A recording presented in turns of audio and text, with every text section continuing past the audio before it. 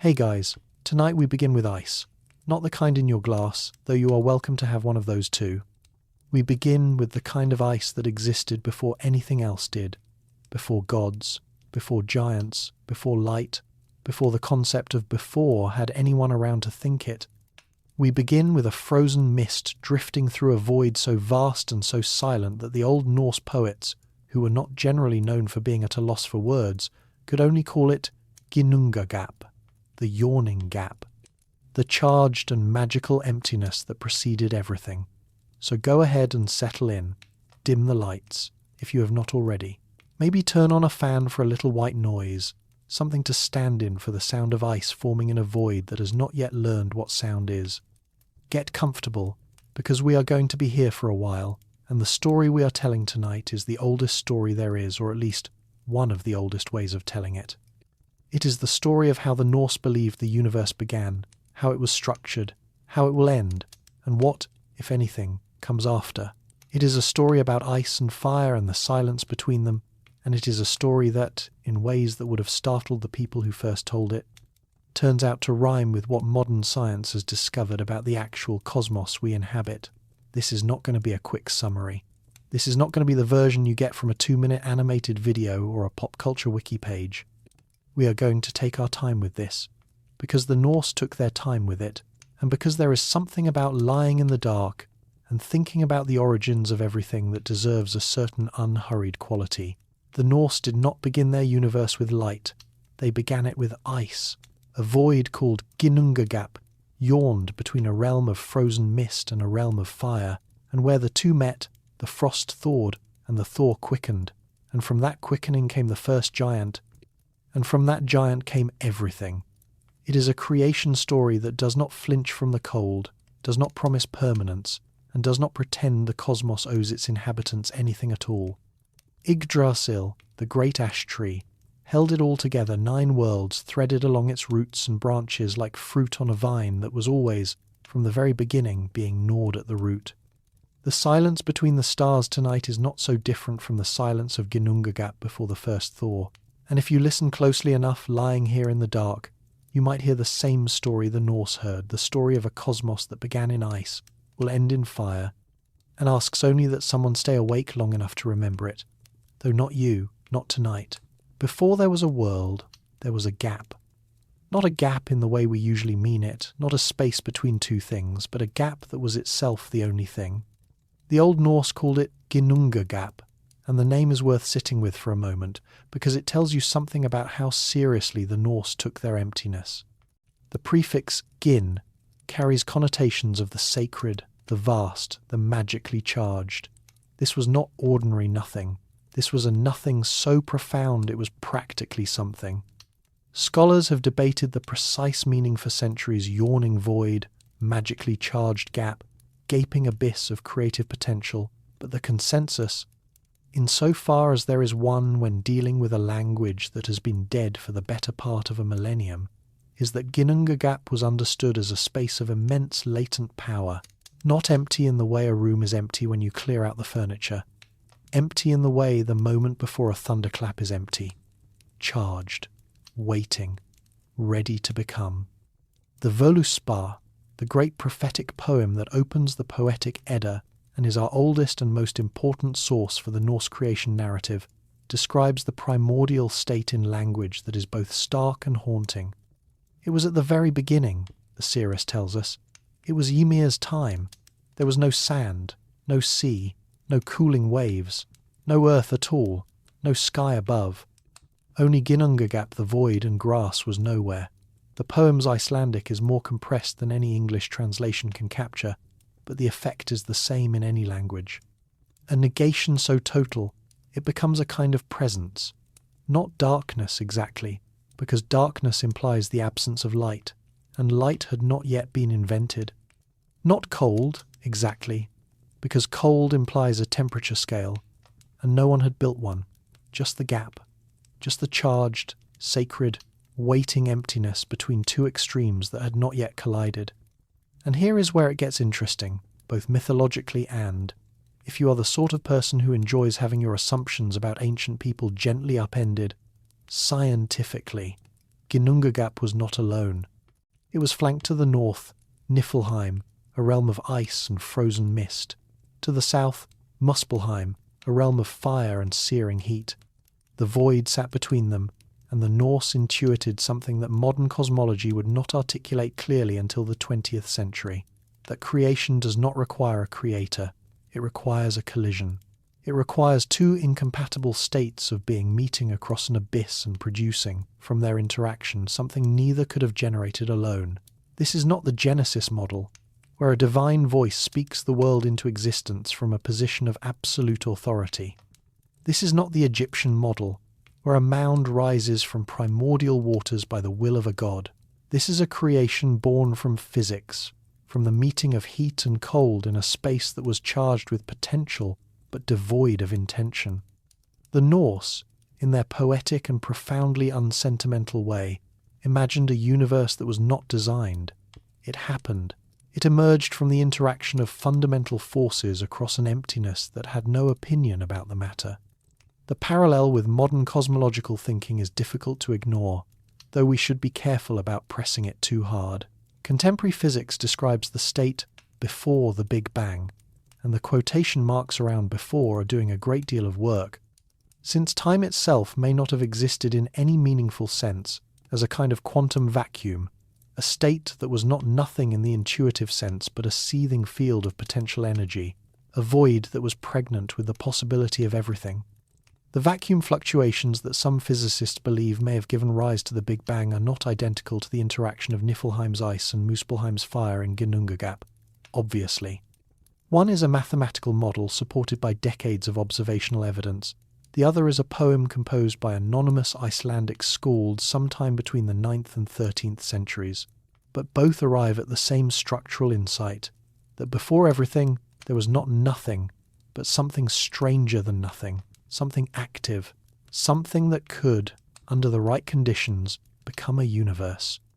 Two civilizations separated by 1,000 years and utterly different methodologies looked at the question of ultimate origins and concluded that the void was not empty. It was ready, and that readiness, whatever you call it, quantum vacuum or Ginnungagap, is the real beginning of the story. Niflheim, the realm of ice and mist. Let us start in the cold, because the Norse did. To the north of Ginnungagap, and north is a relative term in a cosmos that has not yet developed geography, but the Norse were a people who understood cardinal directions in their bones lay Niflheim.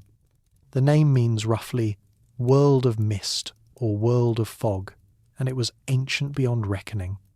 According to the Gylfaginning, the first section of Snorri Sturluson's Prose Edda, Niflheim was created many ages before the earth, and at its centre was the well called Hvergelmir, which translates to something like the roaring kettle or the bubbling cauldron. From Hvergelmir flowed the Elivagar, the 11 rivers whose names have come down to us through the Eddic tradition like a kind of frozen litany. Svöl, Gundra, Fjörm, Fimbulthul, Slythe, Hreath, Silga, Ilga, Veeth, Leipta, and Gjöll. The names are beautiful even if you cannot pronounce them, and most of us cannot, because Old Norse phonology is not something modern mouths were designed for, but say them quietly to yourself if you like. Let the syllables accumulate like frost. These rivers flowed out from Hvergelmir and into the void of Ginnungagap, and as they travelled farther and farther from their source, the venomous or acidic yeast within them, the Old Norse word is eiter, a term that implies both poison and a kind of vital, dangerous substance, hardened and froze. Layer upon layer of rime frost accumulated in the northern part of the gap, building up over spans of time that the Norse did not bother to quantify because, frankly, the concept of quantified time had not been invented yet and would not have been useful if it had. The frost piled up, the ice thickened. The mist from Niflheim drifted and settled and froze again, and the northern reaches of Ginnungagap became a place of impossible cold, not dead, exactly, but dormant, waiting, the way a seed is waiting under January soil. There is a passage in the Gylfaginning that describes how the part of Ginnungagap that turned to the north was filled with the weight and heaviness of ice and rime, and within there was drizzle and gusting, and the image is so specific, so meteorologically observed, that you can almost feel Snorri Sturluson pausing at his writing desk in 13th century Iceland, looking out the window at the very weather he is describing, and thinking, yes, exactly like that. Because here is the thing about the Norse and ice. They were not imagining it from a distance. They were surrounded by it. Ice was the fundamental fact of Scandinavian existence. The glaciers that carved the fjords, the sea ice that closed the harbours, the frost that killed the crops, the frozen rivers that served as winter highways ice was not an abstraction for the Norse. It was the medium in which they lived, the force that shaped their landscapes and dictated the rhythms of their year.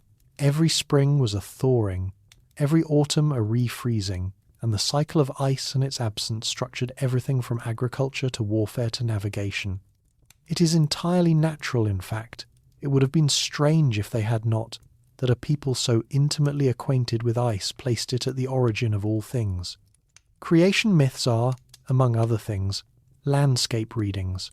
They are attempts to explain why the world looks and feels the way it does, and for the Norse the answer was obvious. The world feels like something that was born from ice, because in Scandinavia everything is born from ice. The rivers that appear when the glaciers melt, the fertile soil left behind by retreating ice sheets, the harbours that open when the sea ice breaks. Life, for the Norse, was what happened when ice relented, and so they told a creation story in which the first act of the cosmos was ice relenting. The scientific echo of this is both humbling and oddly validating. Water ice is one of the most abundant substances in the universe. It coats the dust grains that drift through interstellar space. It forms the bulk of comets, those ancient messengers from the outer solar system that carry not just water but organic molecules, the precursors of life, locked in their frozen hearts. The moons of the outer planets Europa, Enceladus, Titan are worlds of ice, and beneath their frozen shells, some of them harbour liquid oceans that may, for all we know, contain life. The great molecular clouds where stars are born are shot through with ice, water ice, carbon dioxide ice, methane ice, ammonia ice, frozen onto microscopic dust particles in regions of space, so cold that they make Niflheim look temperate. The Oort cloud, that hypothetical shell of icy bodies that surrounds our solar system at distances so vast that light itself takes more than a year to cross it, is a frozen boundary around our little pocket of warmth, not unlike Niflheim surrounding the habitable regions of the Norse cosmos. The Norse placed ice at the beginning of everything, and the universe, as it turns out, agrees. Ice is everywhere. Ice is primordial. Ice is, in the most literal astrophysical sense, one of the substances from which worlds are made. The Norse got this right, not because they had telescopes, but because they had winter. I.e., Muspelheim, the realm of fire, now turn south. Or rather, let the Norse turn south for you, because in their cosmological imagination, the opposite pole of Ginnungagap was Muspelheim, the world of fire, the realm of heat and flame and blinding, searing light. If Niflheim was the quiet accumulation of frost in the dark, Muspelheim was its roaring counterpart, a land of embers and sparks and a heat so intense that no one who was not native to it could endure its borders. And standing at those borders, since before time began, since, in fact, there was no time to begin with, was Surtur, the Black One, the fire giant with his flaming sword, waiting. Not attacking, not invading, just waiting, with the patience of a force of nature that knows its moment will come because its moment was written into the structure of reality from the very start. Surtur is one of the more unsettling figures in Norse mythology, and the Norse did not lack for unsettling figures. He is barely a character in the conventional sense. He does not speak much. He does not scheme. He does not have the complicated psychology of Odin or the sly wit of Loki. He is simply there, at the edge of fire, holding a sword that burns brighter than the sun, and he has been there since before the sun existed. In the Völuspá he appears at Ragnarök to set the cosmos ablaze, and the description is brief and terrifying. Surtur comes from the south with the scourge of branches, meaning fire. The son of the gods of the slain glitters from his sword. He is not so much a villain as a function, the embodiment of the principle that fire, which helped create the world, will also consume it. The Norse understood what every physicist understands, that the same forces which generate structure can also destroy it, and that there is no inherent malice in the destruction. It is simply what fire does when there is nothing left to hold it back. From Muspelheim, according to the Gylfaginning, sparks and embers drifted northward into Ginnungagap, carried on whatever currents moved through a primordial void. These sparks met the accumulated frost from Niflheim, and the interaction that followed was the Big Bang of Norse cosmology. But before we get to that interaction, because it deserves its own section and its own careful attention, consider for a moment what the Norse were saying by placing fire and ice as the two primordial forces of existence. They were saying that the universe is born from tension, not from harmony, not from a single divine will, not from a state of perfection that gracefully unfolds into creation, but from the collision of incompatible extremes. Fire and ice cannot coexist. Where they meet, one or both must change. And from that change, from the thawing and the steaming and the dripping and the quickening, comes everything. The astrophysical parallel here is not subtle, though it is worth spelling out anyway, because part of the pleasure of this kind of comparative exercise is watching the details line up. Stars are born from the interaction of fire and ice, or rather, from the interaction of heat and cold on scales that make mythology look modest. The great stellar nurseries of the galaxy, the Orion Nebula, the Eagle Nebula, the Carina Nebula, are regions where cold molecular clouds, with temperatures hovering just a few degrees above absolute zero, exist alongside hot stellar winds and the intense radiation of newly formed stars. Where the hot and cold regions interact, the cold gas is compressed, and that compression triggers gravitational collapse. And gravitational collapse is what turns a cloud of gas and ice into a star. Fire meeting ice in the void, producing something new. The mechanism is different, obviously. The Norse did not know about gravitational collapse or thermonuclear fusion, but they knew because they lived in a landscape where fire and ice coexisted on the same volcanic, glaciated island, that when these two forces meet, creation is the result. Iceland itself is the proof, a land of geysers erupting from frozen ground, of lava flowing across glaciers, of hot springs steaming in the snow. If you lived there, and you wanted to explain where the world came from, fire meeting ice in a vast empty gap would be not just poetically appropriate but observationally obvious. Iv, the thawing and the quickening Ymir, and so we come to the moment. The frost has accumulated in the northern reaches of Ginnungagap. The sparks and embers have drifted north from Muspelheim. The rime ice, layered and heavy and ancient, begins to warm. The Gylfaginning describes what happens next with a specificity that borders on the clinical. Just as from Niflheim there arose coldness and all things grim, so what was facing close to Muspelheim was hot and bright. But Ginnungagap was as mild as a windless sky. And when the rime and the blast of heat met, it thawed and dripped, and from the drops there quickened life, by the power of the source of the heat, and it became the likeness of a man, and he was named Ymir. Let that image settle for a moment. The first being in the Norse cosmos was not spoken into existence by a god. He was not carved from clay or breathed out of nothingness by a divine intention. He dripped. He condensed. He quickened a word that in its Old Norse context carries the sense of something coming to life, gaining animation, stirring from inertness into vitality from the interaction of frost and heat in a void. The universe's first act of creation was, essentially, an act of thermodynamics, temperature differential, phase transition, ice melting into water and water quickening into life. The Norse gave the cosmos an origin story that reads, to modern ears, less like a religious text and more like an unusually poetic chemistry lecture. Ymir was a giant, the first of the Jotnar, the primordial race that preceded the gods and everything else. He was not, by most accounts, a particularly pleasant being. The Vafthrûth Nismal, one of the mythological poems of the Poetic Edda, tells us that as Ymir slept, he sweated, and from the sweat beneath his arms grew a male and a female, and one of his legs begat a son with the other. The imagery is deliberately grotesque, or at least deliberately unconcerned with human aesthetics. The first generation of beings in the Norse cosmos reproduced by sweating, and by the unexplained generative capacity of limbs rubbing together during sleep. There is no romance in it, no divine plan, no sense of teleological purpose. Life, in this cosmology, is an accident of temperature that keeps generating more accidents, each one stranger than the last. Alongside Ymir, the thawing ice revealed another being, Althumbla, the primordial cow, who nourished Ymir with 4 rivers of milk that flowed from her udders.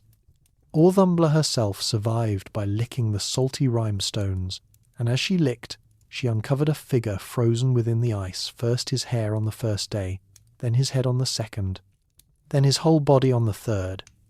This was Buri, the producer, the first of the line that would eventually lead to Odin and the gods. The image is extraordinary. A cow licking a god out of a block of salt ice, like a sculptor working in reverse, or like spring Thor revealing what was always underneath the frost. The gods, in Norse cosmology, did not descend from heaven. They were licked out of the ice by a cow. There is something magnificently deflating about this, a built-in mythological modesty that refuses to grant the divine too much dignity at its point of origin. The scientific resonance here is almost too perfect to be comfortable. One of the leading hypotheses for the origin of life on Earth, abiogenesis, the emergence of living systems from non-living chemistry centres on hydrothermal vents at the bottom of the ancient ocean, places where superheated, mineral-rich water from the Earth's interior meets the cold surrounding seawater. At these boundaries of hot and cold, complex chemical reactions occur. Amino acids form. Organic molecules self-organize. The precursors of life assemble from the interaction of heat and cold and the dissolved minerals of the deep earth. Fire meeting ice at the boundary of everything. And from that meeting, the quickening of something that was not yet life but was no longer mere chemistry. The Norse told this story with frost giants and cosmic cows. Modern biochemistry tells it with alkaline vents and protocells. The structural insight is identical. Life arises not from a single source, but from an interface, a boundary, a meeting place of extremes, the drip, the thaw, the quickening. Whether you call it Ymir or abiogenesis, the principle is the same, and it is remarkable that a people who had never heard of amino acids or thermal gradients arrived at the same essential narrative by watching ice melt in a volcanic landscape and thinking carefully about what it might mean. The killing of Ymir creation through violence. The next step in the Norse creation story is, by the standards of most cosmogonies, shockingly violent. Buri had a son, Bor, who married Bestla, a giantess, and here already we see the interweaving of divine and giant lineages that will characterize the entire mythology, and from that union came 3 brothers, Odin, Vili, and Ve. These 3 looked at Ymir, the primordial giant from whom all the frost giants descended, and they killed him. The Gylfaginning does not offer a detailed account of the combat. It does not need to. The act itself is what matters, and what matters about it is what came after. From Ymir's body, the 3 brothers fashioned the cosmos. His blood became the seas and lakes, and so much blood flowed from his wounds that it drowned nearly all of the frost giants, an event that the Norse described as a primordial flood, echoing a motif found in creation stories from Mesopotamia to Mesoamerica. His flesh became the earth, his bones became the mountains and rocks, his teeth and the shattered fragments of his bones became gravel and stones. His skull was lifted up to form the dome of the sky, held at its 4 corners by 4 dwarves, Northri, Suthri, Ostri and Vestri, whose names simply mean north, south, east and west. Because the Norse were practical people who named their cosmic load-bearers after the directions they were bearing. Ymir's brains, according to Snorri, were scattered to the winds and became the clouds, and the sparks that still drifted from Muspelheim were caught and placed in the sky as stars, some fixed, some moving, each given a path and a place by the 3 brothers who had just committed the first act of violence in a cosmos that would eventually drown in it. This is creation through dismemberment, and it is not unique to the Norse. The motif appears in Babylonian myth with the slaying of Tiamat, in Hindu tradition with the cosmic being Purusha, in Chinese cosmology with the giant Pangu. Scholars of comparative mythology call it the body cosmos motif, and its prevalence across cultures suggests that there is something deeply intuitive about the idea that the world is a body. that the earth beneath our feet and the sky above our heads are not abstractions but flesh and bone, that the landscape is, in some fundamental sense, alive because it was once literally alive. The Norse version is distinctive, though, in its unflinching matter-of-factness. There is no remorse in the account. Odin and his brothers do not mourn Ymir. They do not justify the killing with elaborate theological arguments. They simply do it, and then they get to work building a universe from the remains, the way a carpenter might repurpose an old ship into a house. The cosmos, in this telling, is salvage. It is what you make when you have a body to work with and three brothers with ambition. The parallel with modern astrophysics is, once again, eerily resonant. Stars must die for worlds to exist. The hydrogen, helium that formed in the first minutes after the Big Bang are, on their own, insufficient to build planets or life. The heavier elements, carbon, nitrogen, oxygen, iron, gold, everything that makes up the Earth and everything on it were forged in the cores of massive stars and scattered across space when those stars exploded in supernovae. The iron in your blood was once inside a star. The calcium in your bones was synthesized in a stellar interior at temperatures of billions of degrees. Creation through destruction is not just a myth. It is the actual mechanism by which the periodic table was populated. Every element heavier than lithium is, in a very real sense, the corpse of a star, the remains of a giant that was torn apart so that something new could be built from its body. The Norse were, in their poetic and visceral way, not wrong about this. The cosmos is made from something that had to die first. Ymir's blood is the sea. A star's scattered iron is the core of the earth. The scale is different. The principle is identical. And there is one more detail worth noting, because the Norse never let a good narrative moment pass without adding a layer of complexity. The flood of Ymir's blood that drowned nearly all the frost giants did not drown all of them. One, Bergelmir, and his wife survived by climbing onto a hollowed-out tree trunk or possibly a coffin or a mill, depending on how you translate the Old Norse word luther, and from them descended all the future generations of giants, who would spend the rest of mythological history at war with the gods who had murdered their ancestor. Creation, in the Norse cosmos, does not resolve its contradictions. The gods build the world from the giant's body, and the giant's descendants never forgive them. The violence at the origin of things echoes forward through the entire mythology, all the way to Ragnarök, when the giants will finally have their revenge. The Norse understood something that comfortable creation stories often obscure, that the act of building always involves the act of destroying, and the destroyed do not forget. Yggdrasil, the tree that holds everything. At the centre of the Norse cosmos, holding everything together the way a spine holds together a body, stands a tree. Yggdrasil, the great ash tree, or possibly a yew, since the sources are not entirely consistent, and the Old Norse word aska can be ambiguous in context. Though ash is the traditional and most widely accepted identification, this is not a tree in any ordinary sense. This is the tree, the axis mundi, the cosmic pillar around which and through which the entire structure of reality is organized. Its branches stretch over all the worlds and extend above the heavens. Its three roots reach into three separate realms, each terminating at a well of profound significance. It is the largest and most noble of all trees, as the Gylfaginning tells us, and it is always, always in trouble. The Grimnismal, one of the great mythological poems of the Poetic Edda, provides a portrait of Yggdrasil that is both magnificent and deeply anxious. The tree suffers more than anyone knows, the poem says. A heart bites it from above, its sides are rotting, Nidhugger gnaws at it from below. 4 stags run among its branches, feeding on the foliage. The serpent at its roots and the eagle in its crown are locked in a permanent hostility, mediated by the squirrel Ratatoska, who runs up and down the trunk carrying insults between them.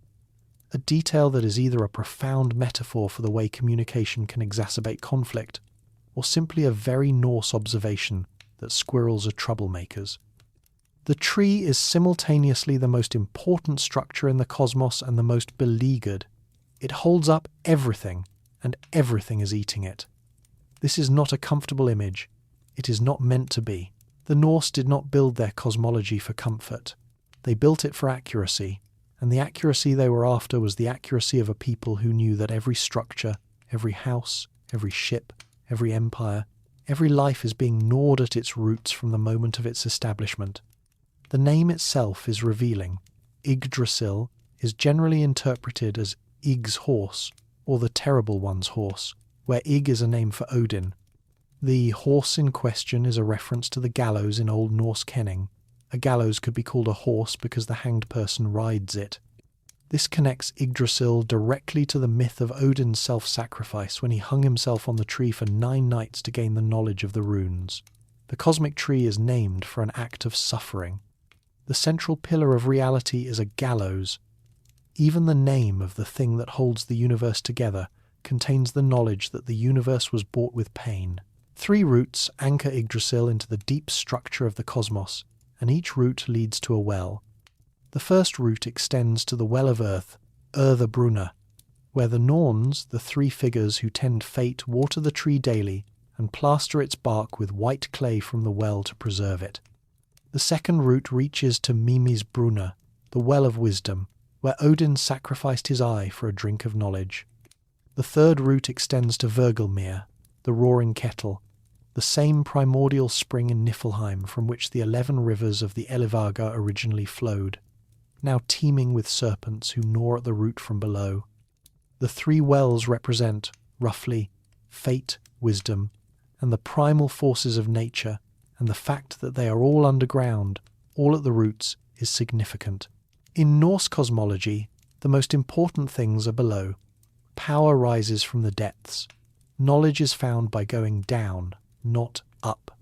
The roots matter more than the branches, because the roots are where the tree draws its sustenance, and where the forces that will eventually destroy it are already at work. And here, for those of you still awake and inclined toward the kind of comparison that makes you stare at the ceiling in the dark with slightly widened eyes, consider the cosmic web. The large-scale structure of the universe, as mapped by surveys like the Sloan Digital Sky Survey and simulated by projects like the Millennium Simulation, reveals that galaxies are not distributed randomly through space. They are arranged along filaments and nodes, vast strands of matter both visible and dark stretching hundreds of millions of light-years, separated by enormous voids. The cosmic web looks, from a sufficient distance, like a branching, interconnected network of strands reaching through the darkness, with clusters of galaxies at the nodes where the strands intersect. It looks, in other words, remarkably like a tree. Not literally a tree, of course. The cosmic web is not made of wood, and it does not have a squirrel running up and down it carrying insults, though the universe is strange enough that we probably should not rule anything out entirely.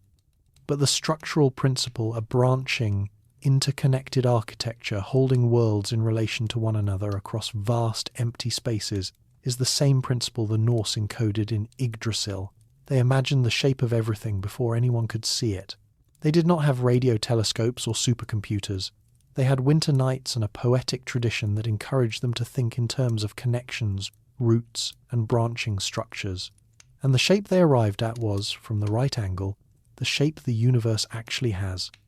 V. The 9 worlds are cosmos in layers. Yggdrasil does not simply stand there looking magnificent and suffering. It holds things. Specifically, it holds 9 worlds, arranged along its roots and branches, in a configuration that the sources describe with varying degrees of clarity, and that scholars have debated with varying degrees of patience for the better part of 2 centuries. The exact spatial arrangement of the 9 worlds is not something the Eddic texts nail down with the precision of a blueprint, and attempts to draw tidy diagrams, Asgard at the top, Hell at the bottom, everything else neatly stacked in between, owe more to modern diagramming impulses than to anything the Norse themselves explicitly stated. What the sources do make clear is that there are 9 worlds, that they are distinct, that they are connected by and through Yggdrasil, and that the relationships among them are characterized less by hierarchy than by ecology. Every world affects every other. Every world is in tension with every other. The cosmos is a system, not a ladder. Let us walk through them, because each one tells you something about how the Norse understood the categories of existence. Asgard is the home of the Aesir, the principal family of gods: Odin, Thor, Frigg, Balder, Tyr, Heimdall, and the rest. It is connected to Midgard, the human world, by the Bifrost, the rainbow bridge that is not merely decorative but is actually made of fire, water, and air, and burns with a heat designed to prevent the giants from crossing.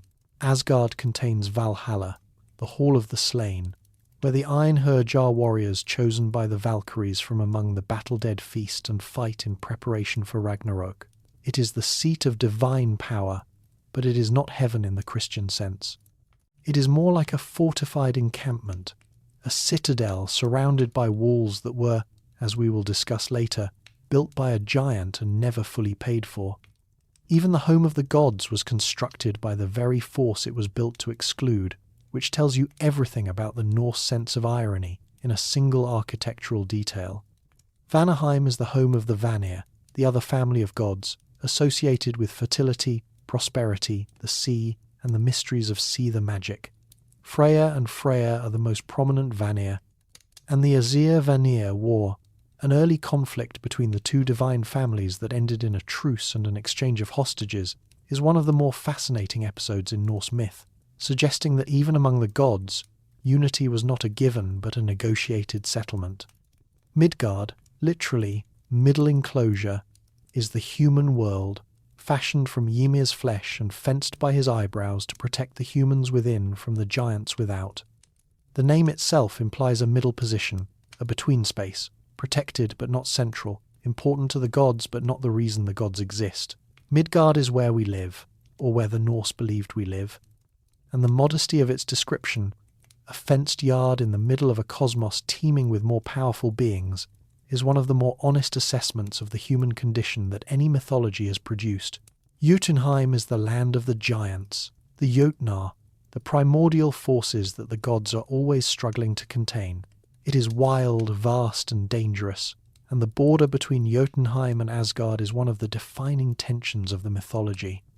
Alfheim is the realm of the elves, about which the sources are frustratingly vague. The Grimnismal mentions it in passing as a gift to the god Freyr, but the nature of the elves themselves is unclear, hovering somewhere between nature spirits and minor divinities. Svartalfaheim, or Niðurvellir, is the realm of the dwarves, the master craftsmen who forged many of the gods' most prized possessions: Thor's hammer Mjolnir, Odin's spear Gungnir, Freya's necklace Brisingamen, and who represent the principle that skill and craft are their own form of power, independent of divine authority or physical might. Niflheim and Muspelheim, the primordial realms of ice and fire, persist as poles of the cosmic structure, and Hel, both a place and a person, is the realm of the dead, ruled by Loki's daughter, also named Hel, who presides over those who died of sickness or old age rather than in battle. It is not a place of punishment, not in the Christian sense. It is simply where you go. It is the other destination, the one that does not involve feasting in Valhalla, and the Norse accepted it the way they accepted winter, as a fact, not a judgment. 9 worlds. Not a hierarchy but a web. Not a simple division of good above and evil below, but a complex ecosystem of competing forces, each necessary, each dangerous, each contributing to a cosmic structure that is, like Yggdrasil itself, beautiful and under constant threat. The Bifrost bridge connecting Asgard to Midgard is made of 3 strands: fire, water, and air, and it burns with a watchful heat. Heimdall stands at its Asgard end, listening for the footsteps of the giants, his horn Gjallarhorn ready to sound the alarm when the end begins. The bridge is gorgeous. The bridge is a rainbow. The bridge is also a military installation. This is the Norse cosmos in a nutshell. Everything is beautiful, and everything is a defense. Ask and Embla the creation of humanity. Humanity in the Norse cosmos is almost an afterthought. Not quite, but almost. The gods had already fashioned the world from Ymir's body, set the stars in the sky, established the rhythms of day and night, and organized the 9 realms along Yggdrasil before they got around to creating people. The story, as told in both the Völuspá and the Gylfaginning, goes like this. Odin, Vili and Ve, or, in the Völuspá's version, Odin, Honir, and Lothar were walking along the seashore when they found 2 logs, or possibly 2 trees, an ash and an elm. From these they fashioned the first humans, Ask and Embla, and bestowed upon them the gifts that made them human rather than wood. Odin gave them breath and life, Vili gave them wit and feeling, and Ve gave them form, speech, hearing, and sight. In the Völuspá's telling, the 3 gifts are slightly different spirit, sense, and warmth, but the essential shape of the story is the same. Humanity was made from trees, on a beach, by gods who were out for a walk. There is something wonderfully casual about this. Compared to the grandeur and violence of the world's creation from Ymir's body, the creation of humanity is almost domestic. There is no cosmic drama, no thunderous divine pronouncement, no moment where the creator steps back and declares his work good. 3 gods find some driftwood, decide to do something with it, and the result is us. The gifts they give are significant breath, consciousness, warmth, movement, appearance, but the occasion is unremarkable. Humanity enters the Norse cosmos not with a bang, but with a craft project.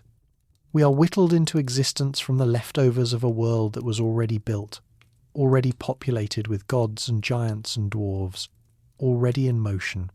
We arrive late to a story that was never really about us. This modesty is, paradoxically, one of the most appealing aspects of the Norse human origin story. In many mythological traditions, humans are the purpose of creation, the culmination of a divine plan, the centerpiece of the cosmos. In Norse mythology, we are the inhabitants of a middle enclosure, fenced off from the giants by Ymir's eyebrows, given life by gods who had other things to worry about. Ask and Embla are placed in Midgard, the middle world, the in-between space, and left to get on with it. They are not special. They are not the reason the cosmos exists. They are a feature of it, like the mountains or the sea, made from the same raw material and subject to the same forces of fate and time. This is, depending on your temperament, either deeply humbling or deeply reassuring. It means that the universe does not revolve around us, which is uncomfortable. But it also means that the universe's eventual end is not our fault, which is, in its own cold way, a kind of relief. The resonance with the modern scientific understanding of Earth's place in the cosmos is difficult to miss. We live on a small rocky planet orbiting an unremarkable star in the outer arm of a spiral galaxy that is itself one of perhaps 2 trillion galaxies in the observable universe. Our habitable zone, the narrow range of conditions that allows liquid water and the chemistry of life, is a thin sliver of possibility in a cosmos that is overwhelmingly hostile to our existence. We are fenced in, as the Norse would have put it, by our magnetosphere and our atmosphere, protected from the solar wind and cosmic radiation the way Midgard is protected from the giants by Ymir's eyebrows. The parallel is not exact, but the emotional truth is the same. Humanity exists not at the centre of creation, but in a sheltered pocket of it, surrounded by forces vastly older, vastly larger, and vastly more indifferent than anything we can control. We are driftwood. We are made from the same material as the shore, and the gods, if there are gods, have other concerns. Ixc, the wells of wisdom and fate. Beneath Yggdrasil's roots, in the deep and the dark, where the most important things always are in Norse cosmology, lie 3 wells. Each one is a repository of something essential, not treasure, not power in the conventional sense, but knowledge, destiny, and the raw, churning force of the natural world. The Norse placed their most profound concepts underground, at the roots, in the water table of the cosmos, and the metaphor is not accidental. In a culture that depended on wells for survival in a landscape where water was life and the absence of water was death, the idea that the deepest truths were stored in wells was both poetically elegant and practically inevitable. You go down to find what matters. You dig to reach what sustains. Mimisbrunna, the well of wisdom, is the most famous of the 3, largely because of the story attached to it. Odin, the All-Father, the king of the gods, the most powerful being in the Norse cosmos, went to this well and asked for a drink. The price was an eye, not a symbolic eye, not a metaphorical payment, but his actual eye, plucked out and dropped into the water, where it remains staring up from the depths of the well like a reminder that knowledge costs something, always. and the greater the knowledge, the greater the cost. Odin paid the price and drank, and what he gained was wisdom specifically, according to the Völuspá, the wisdom of understanding fate, of seeing the full scope of time from beginning to end. He saw Ragnarök. He saw his own death. He saw the end of everything he had built. Whether the bargain was worth it is a question the mythology does not answer directly, which is itself a kind of answer. The Norse did not believe that wisdom made you happy. They believed it made you prepared. Brunner, the well of fate, is tended by the Norns, and we will come to them in their own section, because they deserve it. For now, note that this well is where the Norns water Yggdrasil each day, pouring the water and white clay over its bark to keep it alive. Fate, in the Norse understanding, is not a decree handed down from above. It is a substance. It is water, drawn from a well, applied to the roots of the tree that holds everything together. Fate must be maintained. It requires daily labour. The tree of the cosmos does not sustain itself. It is sustained actively and deliberately by the figures who understand that existence is not a gift but a maintenance project. This is one of the most profound ideas in all of Norse mythology, and it tends to get overlooked in favour of the more dramatic stories about wolves and serpents and the end of the world. The quiet, daily labour of keeping reality intact is at least as important as the spectacular violence that will eventually undo it. Ymir, the third well, is the most primal and the least philosophical. It is the roaring kettle, the source of all rivers, located in Niflheim at the base of one of Yggdrasil's roots, and it is teeming with serpents. The Grimnismal names some of them Goin and Moin, Grabaka, Grafalutha, Ofnir, Svarfnir, and says there are more serpents there than any fool can imagine. Ymir is the place where the raw, chaotic, unstructured force of nature churns and writhes and feeds into the root system of the world. It is the wildness beneath the order, the primordial roar beneath the carefully maintained silence of fate. The Norse understood that the cosmos is three things at once: wise, fated, and wild. And all three are underground. All three are at the roots. All three are feeding the tree. And all three, in their different ways, are also consuming it. X. The Norns' fate as maintenance. There are three of them, and they sit at the well of earth beneath Yggdrasil, and they carve runes into the tree's trunk, and they water its roots, and they are, in their quiet and unremarkable way, the most important figures in Norse cosmology. Their names are Urð, Verðandi, and Skuld, and they are often compared to the three fates of Greek mythology: Clotho, Lachesis, and Atropos, who spin, measure, and cut the thread of life. The comparison is understandable but misleading. The Greek fates are essentially passive administrators of a fixed destiny. They measure what has already been determined. The Norns do something fundamentally different. They maintain, they tend. They water the tree and keep it alive, and in doing so they sustain the framework within which fate unfolds. The Norse concept of fate word in the Old English cognate, or Urða in Old Norse, is not a script written in advance. It is a living thing, like the tree itself, requiring constant attention. Urð represents what has become, what has happened, the accumulated past. Urðandi represents what is becoming, the present moment as it unfolds. Skuld represents what shall be, the future as it approaches, though shall in Old Norse carries a sense of obligation and debt rather than simple futurity. What is owed, what must be paid, what is coming due. The three Norns together do not so much predict the future as participate in the process by which the past becomes the present and the present becomes the future. They are not reading a book of fate. They are writing it, carving it into the bark of the living tree, and the tree is alive because they keep it alive.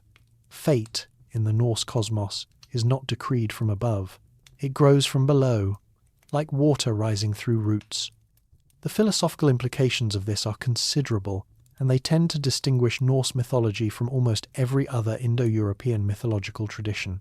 In most systems, fate is absolute, imposed by powers beyond challenge. In the Norse system, fate is real, Ragnarök is coming, the gods will die, the cosmos will burn, but it is also something that must be actively sustained. The Norns water the tree. If they stopped, the tree would die. If the tree died, the worlds would fall. Fate requires maintenance. Existence is not guaranteed. The cosmos endures not by default but by daily effort, and even that effort cannot save it forever, because the entropy gnawing at Yggdrasil's roots, Niflheim, the serpent, the gnawing from below, is as much a part of the system as the water from the well of earth. Here, the scientific parallel is thermodynamic, and it is one of the most elegant correspondences between Norse cosmology and modern physics. The second law of thermodynamics states that in any closed system, entropy disorder, randomness, the degradation of ordered structure tends to increase over time. To maintain order, to keep a structure intact, energy must be continually invested. The tree must be watered. The moment the energy investment stops, entropy takes over, and the structure decays. The Norns watering Yggdrasil is a mythological expression of this physical principle. Order requires maintenance, and the maintenance is never permanent. And eventually the gnawing at the root will outpace the watering at the crown, and the tree will fall. The Norse knew this. They did not pretend otherwise. They built a cosmology in which the end was visible from the beginning, in which the maintenance of existence was both noble and doomed, and in which the proper response to the knowledge that everything falls apart was not despair, but attention careful, daily, rune-carved attention to the task of keeping the world alive for one more day. Odin, the god who wanted to know. If you were to design a god for a people who lived at the edge of the habitable world, who spent their winters in darkness and their summers in relentless light, who navigated open oceans in ships barely larger than the waves that threatened them, you might design Odin. Not because he is the most powerful god in the Norse pantheon, that distinction arguably belongs to Thor, at least in terms of physical strength, but because he is the most anxious. Odin is a god defined not by power, but by the awareness of its limits. He is the Allfather, the ruler of Asgard, the commander of the Einherjar, and he spends most of his mythological existence in a state of barely contained existential dread, seeking knowledge about the future he already knows and cannot change. Consider his resume. He sacrificed an eye at Mimir's Brunner for a drink of wisdom. He hung himself on Yggdrasil for 9 nights, wounded with a spear, given to Odin, myself to myself, on that tree of which no man knows from what roots it runs, as the Havamal describes it, starving, in agony, staring into the void until the runes revealed themselves to him. He consulted the severed head of Mimir, which he had preserved with herbs and incantations after the Vanir sent it back as a less than diplomatic gesture during the Aesir-Vanir hostage exchange. He wandered the 9 worlds in disguise as an old man with a wide-brimmed hat and a single eye, the original template for every wandering wizard in Western literature gathering intelligence, testing the wise, and accumulating knowledge the way a general accumulates reconnaissance before a battle he knows he will lose. Every morning he sends out his 2 ravens, Hugin and Munin, thought and memory, to fly over the world and report back, and every evening he fears that they will not return.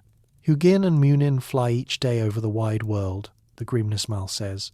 I fear for Hugin that he will not come back, yet I worry more about Munin. The god of wisdom is worried about losing his memory. The king of the gods is anxious about his own cognitive decline.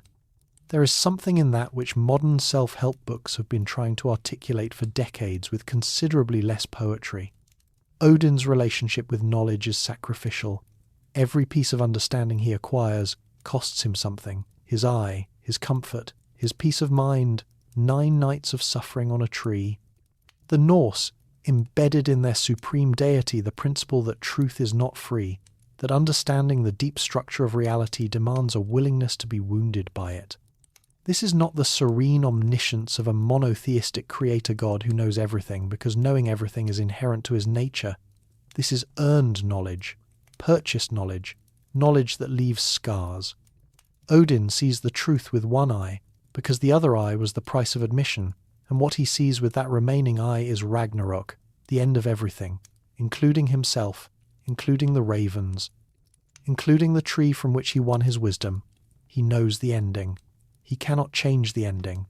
He prepares for the ending anyway, gathering warriors, accumulating wisdom, carving runes, because the alternative is to sit in the dark and wait. And Odin is constitutionally incapable of waiting when there is something to be known.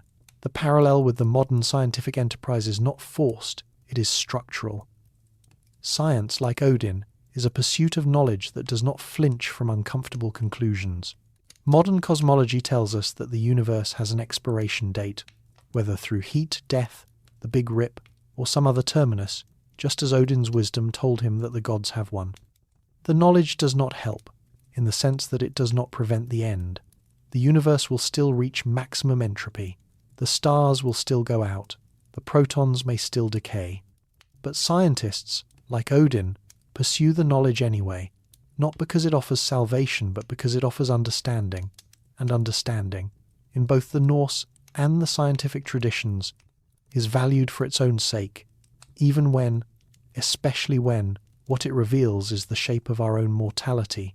Odin did not sacrifice his eye to be happy, he sacrificed it to see clearly. The telescope, the particle accelerator, the deep space probe, these are the modern equivalents of a drink from the well of wisdom. They cost something. They reveal things we might prefer not to know. And we build them anyway, because the alternative is not knowing, and not knowing is worse. See, the frost giants, and the forces beyond the fence. The Jotnar the giants, the frost giants, the mountain giants, the fire giants of Muspelheim are the most misunderstood figures in Norse mythology, primarily because the English word giant carries connotations of simple-minded size and villainy that do not capture what the Norse meant by the term. The Jotnar are not villains. They are not evil in the moral sense, or in any sense that the Norse, who were not particularly interested in moral absolutes, would have recognized. They are the primordial forces. They are the descendants of Ymir. They are the raw material of creation that refused to stay shaped, the chaos that preceded the god's order and that will outlast it, the mountain that does not care about the road carved through it, the glacier that does not care about the village in its path. The relationships between the gods and the giants are not a simple binary of good versus evil. They are a complex, often contradictory ecology of competition, intermarriage, enmity, and grudging mutual dependence. Odin's mother, Bestla, was a giantess. Thor's mother, Jörð, was a giantess, or at least an earth goddess with giant associations. Thor himself spent a significant portion of his mythological career travelling to Jotunheim to fight giants, but these contests often read less like heroic battles against evil and more like a strong, somewhat dim young man testing himself against an older, wilder, more cunning force, and sometimes winning and sometimes being thoroughly humiliated, as in the famous story of his visit to Utgard the Loki, where his greatest feats turned out to be futile gestures against the disguised forces of old age, the sea, and fire. The giants are not enemies in the simple sense. They are the other, the older, more elemental other, and the gods define themselves in opposition to them, while also drawing from them, marrying them, and fearing them in equal measure. The wall around Asgard is a case in point. After the Asur-Vanir war left Asgard's fortifications damaged, a mysterious builder who turned out, inevitably, to be a giant in disguise offered to rebuild the wall in exchange for the sun, the moon, and the goddess Freya. The gods agreed to the deal on impossible terms, confident the builder could not finish in time, and then panicked when it became clear he might actually succeed. At which point Loki solved the problem by transforming into a mare and luring the builder's stallion away, thereby delaying the construction and eventually giving birth to Sleipnir, Odin's eight-legged horse. Because Norse mythology is not the kind of mythology that lets you solve a problem without generating 3 new ones. The point is that Asgard's wall, the gods' primary defense against the giants, was built by a giant. The fortress that defines the boundary between order and chaos was constructed by chaos itself. The Norse found this funny and terrifying in equal measure, which is the correct response. What the giants represent in the broadest sense is the universe's indifference to the structures we impose on it. The gods carved the cosmos from Ymir's body and organized it into 9 worlds and set stars in the sky and built walls and bridges and rules. The giants represent everything that predates those structures and does not respect them. Every storm is a giant. Every earthquake is a giant. Every winter that kills the crops and freezes the harbours is a reminder that the forces beyond the fence are older than the fence and will still be there when the fence comes down. The Norse did not demonize these forces. They acknowledged them. They told stories about them. They understood that the gods' power was real but temporary, that order was possible but not permanent, and that the giants' children would eventually break through the wall their ancestor helped build. See, Loki, the crack in everything. Every system, if it is complex enough and honest enough, contains the seed of its own destruction. The Norse embedded this principle in a figure so complicated, so contradictory, so irreducibly ambiguous that scholars have been arguing about him for centuries and will probably never stop. His name is Loki, and he is the crack in everything. Loki is Odin's blood brother, bound to him by a ritual whose details the sources do not fully preserve but whose implications permeate the entire mythology. He is not one of the Aesir by birth. He is the son of the giant Farbauti and the figure Laufey, making him, by lineage, one of the very forces the gods define themselves against. And yet there he is, at the centre of Asgard's social life, participating in the gods' adventures, solving problems with his cunning, and creating far worse ones with the same cunning. He is the reason the gods have many of their most prized possessions, since it was his scheming that drove the dwarves to forge Mjolnir and Gungnir and Skidbladnir and the rest. He is also the reason the gods will lose everything, since his children Fenrir the wolf, Jormungandr the world serpent, and Hel the queen of the dead are the agents of Ragnarök. The shape-shifting is the part that gets the most attention, and it is genuinely remarkable. Loki becomes a salmon, a fly, a flea, a mare, an old woman. His gender is fluid in the most literal mythological sense. He is the mother of Sleipnir and the father of Fenrir. He moves between categories giant and god, male and female, helper and destroyer, with a facility that makes the other gods profoundly uncomfortable, and their discomfort is, if we are being honest, part of the point. Loki's function in the mythology is to reveal the fragility of categories. He demonstrates that the boundary between god and giant is permeable, that the line between helping and harming is thinner than the gods would like to believe, and that the most dangerous threats are not the ones that storm the wall from outside, but the ones that were invited to dinner. The Lokasenna, one of the most remarkable poems in the Poetic Edda, depicts Loki at a feast of the gods, systematically insulting each one of them, revealing their secrets, exposing their hypocrisies, and generally behaving with the calculated malice of someone who has spent a very long time observing his hosts and has decided to tell them exactly what he thinks. It is uncomfortable reading. It is meant to be uncomfortable reading. The gods cannot effectively answer his accusations because most of them are true. Odin is a practitioner of seether magic, which was considered unmanly. Thor's wife Sif had an affair. Freya has been intimate with nearly everyone, including her own brother. Loki knows all of this because he was there for all of it, because he is part of the fabric of the divine order, woven in from the beginning, and you cannot remove him without unravelling everything. After the Lokasenna, and after the death of Balder, which Loki engineered by guiding the blind god Hertha's hand to throw a mistletoe dart at the otherwise invulnerable deity, the gods finally acted. They captured Loki and bound him in a cave beneath the earth, with a serpent suspended above his face dripping venom onto him. His wife, Sigyn, stands beside him holding a bowl to catch the venom, but when she must turn away to empty the bowl, the drops hit Loki's face, and his writhing in agony causes earthquakes.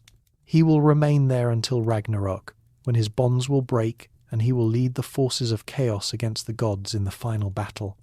The punishment does not prevent the catastrophe, it merely postpones it. And the postponement is itself part of the catastrophe's mechanism, because a bound Loki is a Loki who is accumulating grievance, and a Loki accumulating grievance is the most dangerous kind. The philosophical depth here is not subtle, but it is worth stating plainly. The Norse understood that destruction does not invade from outside, it grows from within.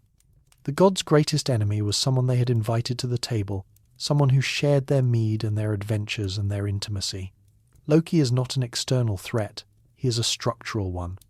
He is the instability inherent in any system complex enough to contain contradiction, the flaw that is not a defect but a feature, the crack through which the light or the fire eventually enters. Modern systems theory would recognize Loki instantly, the emergent behavior that no amount of planning can eliminate, because it arises from the same properties that make the system functional. Every star carries its own destruction in its core. From the moment of ignition, the same fusion that makes it shine will eventually exhaust its fuel and cause it to collapse or explode. Loki is the fusion at the core of Asgard. He makes things possible. He makes things end. He is the same process, viewed from different points in the timeline. CV, Jörmungandr the serpent around the world.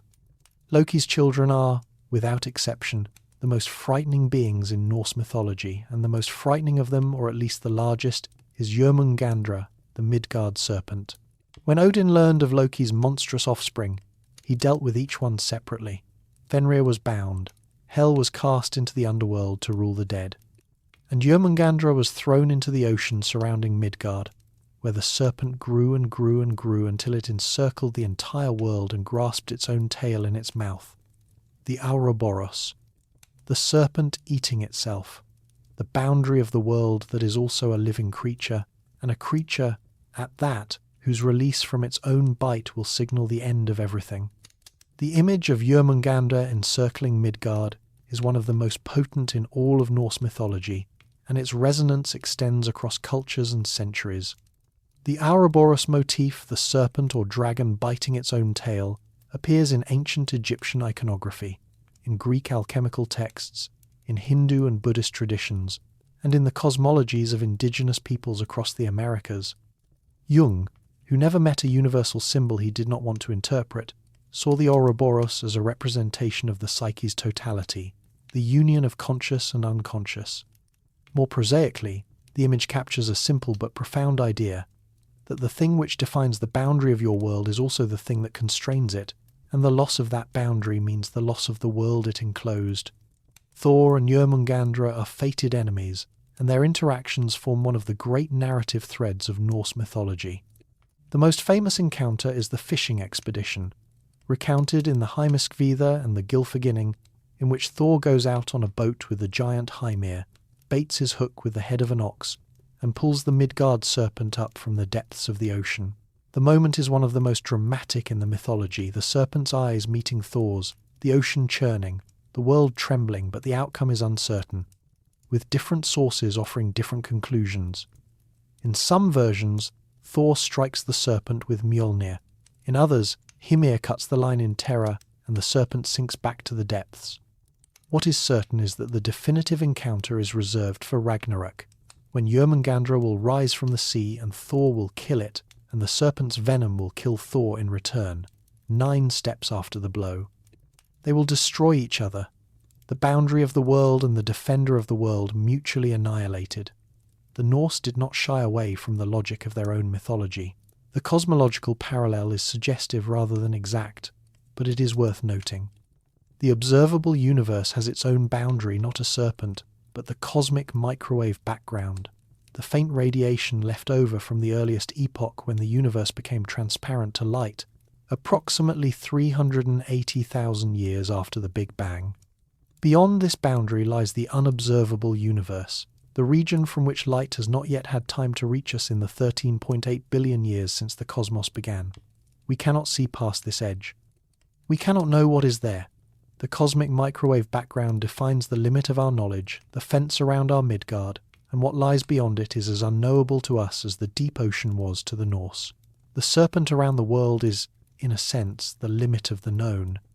And when that limit breaks, when the serpent releases its tail, when the horizon of knowledge shifts, the world as we understand it changes irrevocably.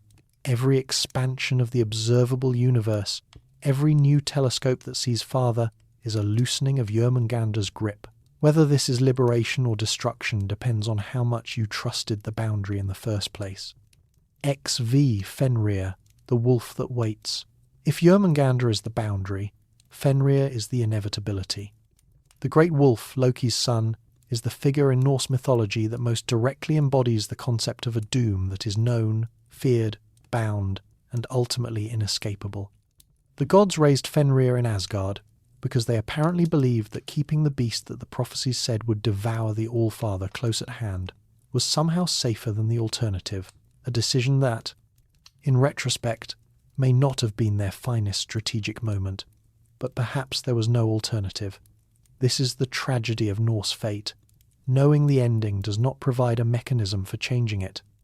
As Fenrir grew, his strength increased beyond anything the gods could control by ordinary means.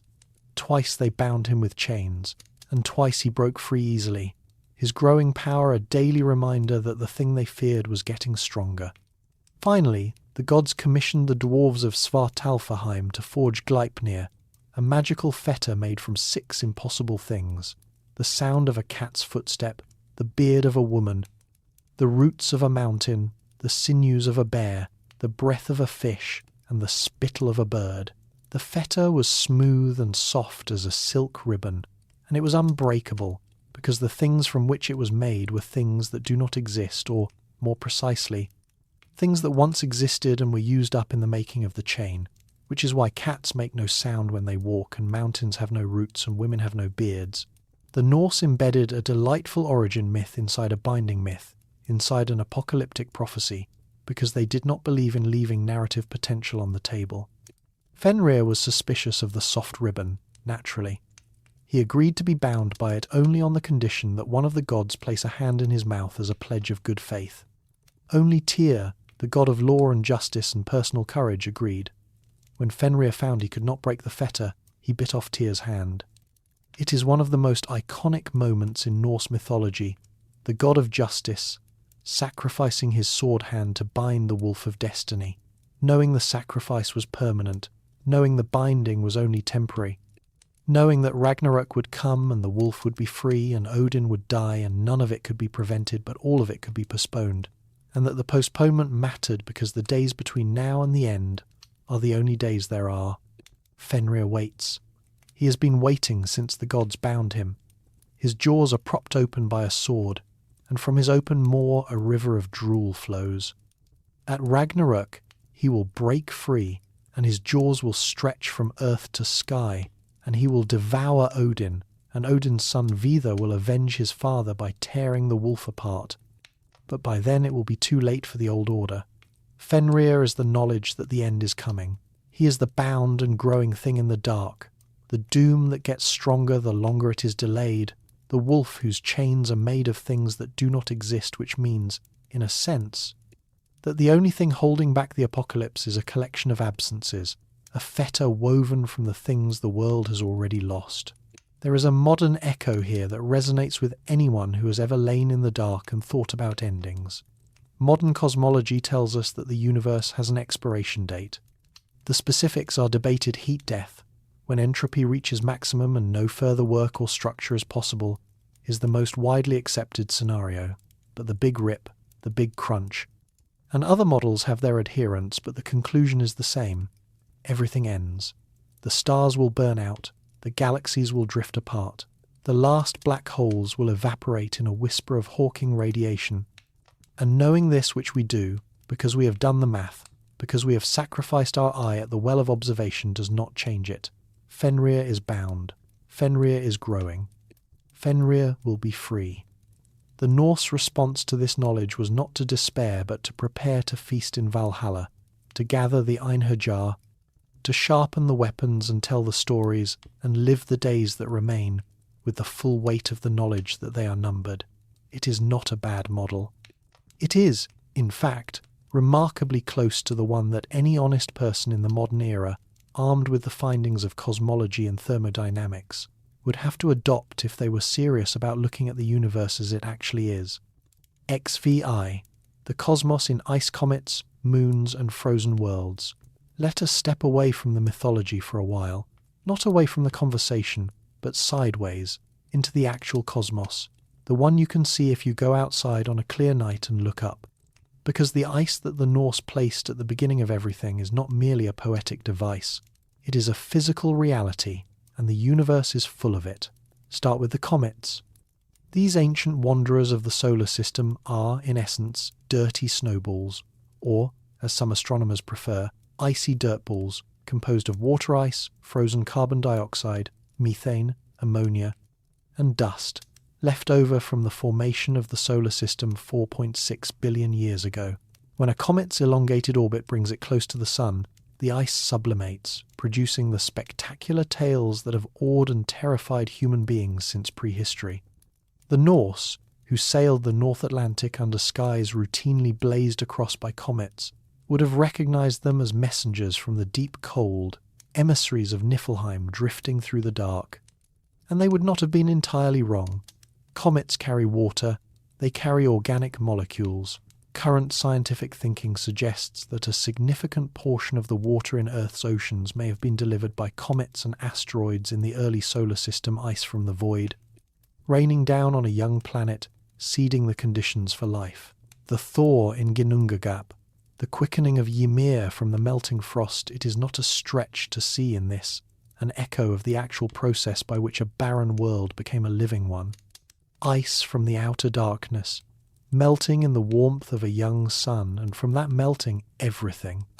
Move outward from the sun, past Mars with its polar caps of water ice and frozen carbon dioxide, past the asteroid belt with its ice-rich bodies, to the moons of the outer planets. Europa, orbiting Jupiter, is a world of ice. A smooth, cracked shell of frozen water covering a global ocean of liquid water kept warm by the tidal forces of Jupiter's gravity. Beneath that ice, in the dark, in water that has never seen sunlight, there may be hydrothermal vents, fire meeting ice again, at the bottom of an alien ocean, in conditions that some astrobiologists believe could support life. Enceladus, a tiny moon of Saturn, shoots geysers of water ice and organic molecules into space from fissures in its southern hemisphere, a frozen world spraying the evidence of its hidden ocean into the void like a signal. Titan, Saturn's largest moon, has lakes of liquid methane and ethane on its surface and a possible water ocean beneath its crust. A world where ice takes forms that would have been unimaginable to the Norse but perfectly consistent with their cosmological intuition. That ice is not death, ice is not the end. Ice is the medium from which life, given the right conditions, can stir. Beyond the planets, at the very edge of the solar system, lies the Oort cloud, a theoretical shell of icy bodies extending perhaps 2 light years from the sun, a frozen boundary around our little island of warmth. The Oort cloud is Niflheim made physical, a realm of ice at the outer edge of everything, cold beyond comprehension, dark beyond imagining, and yet generative, because it is from the Oort cloud that long-period comets are nudged by passing stars and begin their long journeys inward toward the sun, carrying their cargo of water and organics, their frozen messages from the beginning of the solar system. The Norse placed ice at the boundary of the cosmos, Niflheim at the northern edge, the frozen rivers flowing into the void, and the solar system agrees. Ice is at the boundary. Ice is at the beginning. Ice is, in the most literal and non-metaphorical sense, one of the things from which our world was made. XVI, nebulae, and the stellar Ginnungagap. If you could travel to the heart of the Orion Nebula, and you cannot, it is roughly 1,344 light-years away, which even by the standards of Norse mythological journeys is prohibitively far, you would find something that looks, in its broad strokes, remarkably like the creation story we have been telling all evening. The Orion Nebula is a stellar nursery, a vast cloud of gas and dust roughly 24 light-years across, within which new stars are being born right now, at this moment, as you lie in the dark and listen. The process is not gentle, it is not quiet. It is, in the Old Norse sense, a meeting of fire and ice across a charged void. The great molecular clouds from which stars form are cold. Not Niflheim cold, they are typically around 10 to 20 Kelvin, which is cold by any standard, but not the absolute zero of poetic imagination, but cold enough that the hydrogen and helium gas within them exists in a molecular state. Cold enough that ice coats the tiny dust grains suspended throughout the cloud, cold enough that the cloud is, for all practical purposes, a region of primordial frost drifting through the void. And yet, within these cold clouds, heat is being generated. Newly formed stars ignite and pour radiation and stellar winds into their surroundings, Shock waves from nearby supernovae compress the gas and trigger new episodes of star formation. The cold and the hot exist side by side, and where they meet, where the radiation front of a young star hits the cold molecular gas, the gas is compressed, and the compression triggers gravitational collapse, and from that collapse a new star is born. This is Ginnungagap made literal.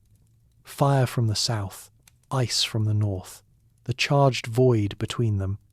And from the meeting of the two, something new, not a frost giant admittedly, but a protostar, a collapsing cloud of gas and dust that will eventually ignite its hydrogen and begin to shine. The details are different.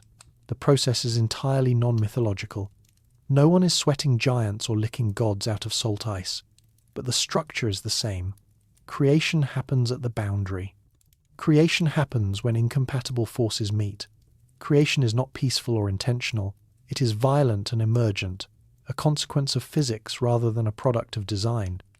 The pillars of creation in the Eagle Nebula, made famous by the Hubble Space Telescope, are perhaps the most visually striking example of this process.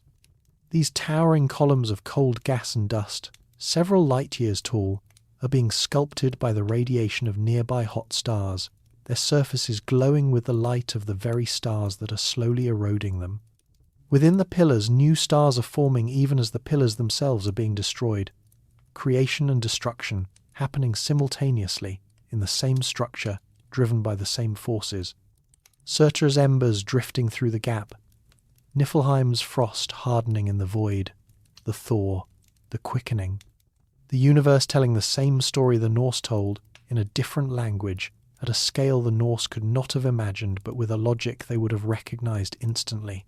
The life cycle of a star is itself a creation myth, told in the language of nuclear physics. A cloud of gas condenses, gravity pulls it together, the core heats up, hydrogen begins to fuse into helium, and the star ignites Muspelheim at the core, surrounded by the cold of space. The star burns for millions or billions of years, fusing heavier and heavier elements in its core, building up layers of carbon, oxygen, neon, silicon, and finally iron. When the iron core can no longer sustain fusion, the star collapses and explodes, scattering the heavy elements, the Ymir stuff, the body of the giant across space, where they will become the raw material for new stars, new planets, new worlds, creation from destruction, cosmos from corpse, the periodic table populated by the death of suns. The Norse told this story with poetry. Modern astrophysics tells it with spectral analysis and nuclear equations. The story is the same. XVII, the cosmic web and the shape of everything. If you could see the universe from far enough away, and far enough away here means a perspective so distant that individual galaxies would be invisible, like grains of sand on a beach seen from orbit, you would see a structure that no one expected, and that everyone, once they saw it, immediately recognized as significant: the cosmic web. The large-scale structure of the universe, revealed by galaxy surveys and confirmed by cosmological simulations, in which matter is arranged not randomly but along vast filaments and nodes, separated by enormous voids, forming a network that stretches across the entire observable universe and that looks, from the right angle, like exactly what you think it looks like. The cosmic web was first observationally confirmed in the 1980s, when astronomers began mapping the three-dimensional distribution of galaxies in sufficient detail to see the pattern. The CFA Redshift Survey, the 2DF Galaxy Redshift Survey, and later the Sloan Digital Sky Survey, revealed that galaxies cluster along filaments hundreds of millions of light-years long, that these filaments intersect at dense nodes where galaxy clusters form, and that between the filaments lie vast cosmic voids, regions largely devoid of galaxies, some spanning hundreds of millions of light-years, as empty and as charged with absence as any Ginnungagap. The structure is maintained by the interplay of gravity and the initial conditions of the universe, the tiny density fluctuations in the early cosmos that grew, over billions of years, into the filaments and voids and nodes that we observe today. Dark matter, which makes up roughly 27% of the universe's total mass energy content, and which we have never directly detected but whose gravitational effects are unmistakable, provides the scaffolding. The visible galaxies sit along the dark matter filaments like dew on a web, tracing a structure they did not create but cannot exist without. The visual parallel with Yggdrasil is, at this point, something the essay has been building toward, and it is worth stating directly. The cosmic web is a branching, interconnected structure of matter reaching through the darkness, with dense regions at the nodes and vast empty spaces between the branches. Yggdrasil is a branching, interconnected structure holding worlds along its roots and branches, with the void between them. The cosmic web has filaments. The tree has roots and branches. The cosmic web has voids. The tree has the space between its limbs. The cosmic web connects everything to everything else through a network of matter and gravity. The tree connects the 9 worlds through its root system and canopy. The parallel is not proof of anything. The Norse did not know about dark matter or galaxy redshift surveys. But they knew because they lived among trees, because they watched root systems and branch structures and the way living things organize themselves, that the shape of a connected cosmos is the shape of a tree. And the shape of the actual cosmos, as revealed by instruments the Norse could not have dreamed of, is the shape of a web, which is the shape of a network, which is the shape of a tree seen from far enough away. This is not mysticism. It is pattern recognition. The human brain is wired to see branching structures because branching structures are everywhere, in trees, in rivers, in blood vessels, in lightning, in the frost patterns on a window pane in January. The Norse, like all human beings, looked at the cosmos and saw the patterns they knew, and the pattern they chose, the tree, turned out to be structurally analogous to the pattern the cosmos actually has. This is either a coincidence or an inevitability, depending on how much credit you give the human ability to intuit deep structure from surface observation. Either way, it is remarkable. The Norse imagined the shape of everything before anyone could see it. They did it with poetry and firelight and the knowledge that comes from watching things grow, and they were not in the end so very far wrong. Ix, Ragnarök, the twilight that was always coming. Every story the Norse told about their cosmos was, in a sense, a prologue to this one. Ragnarök, the twilight of the gods, the doom of the powers, the end of everything foretold since the beginning. Visible in the runes Odin won from his suffering, inscribed in the fate the Norns carved into Yggdrasil's bark, present in every feasting hall and every battle and every sunrise, as the shadow that made the light meaningful. The Norse did not save the apocalypse for a distant, hazy future. They built it into the architecture of their cosmos, the way an architect might build a self-destruct mechanism into the foundation of a building, not because they wanted the building to fall, but because they understood that any honest blueprint must include the notation for where the cracks will appear. It begins with winter. Not ordinary winter, the Norse had plenty of those and did not consider them apocalyptic, but Fimbul winter, the great winter, 3 successive winters with no summer between them. The world plunges into cold and darkness. Wars erupt. Brothers kill brothers.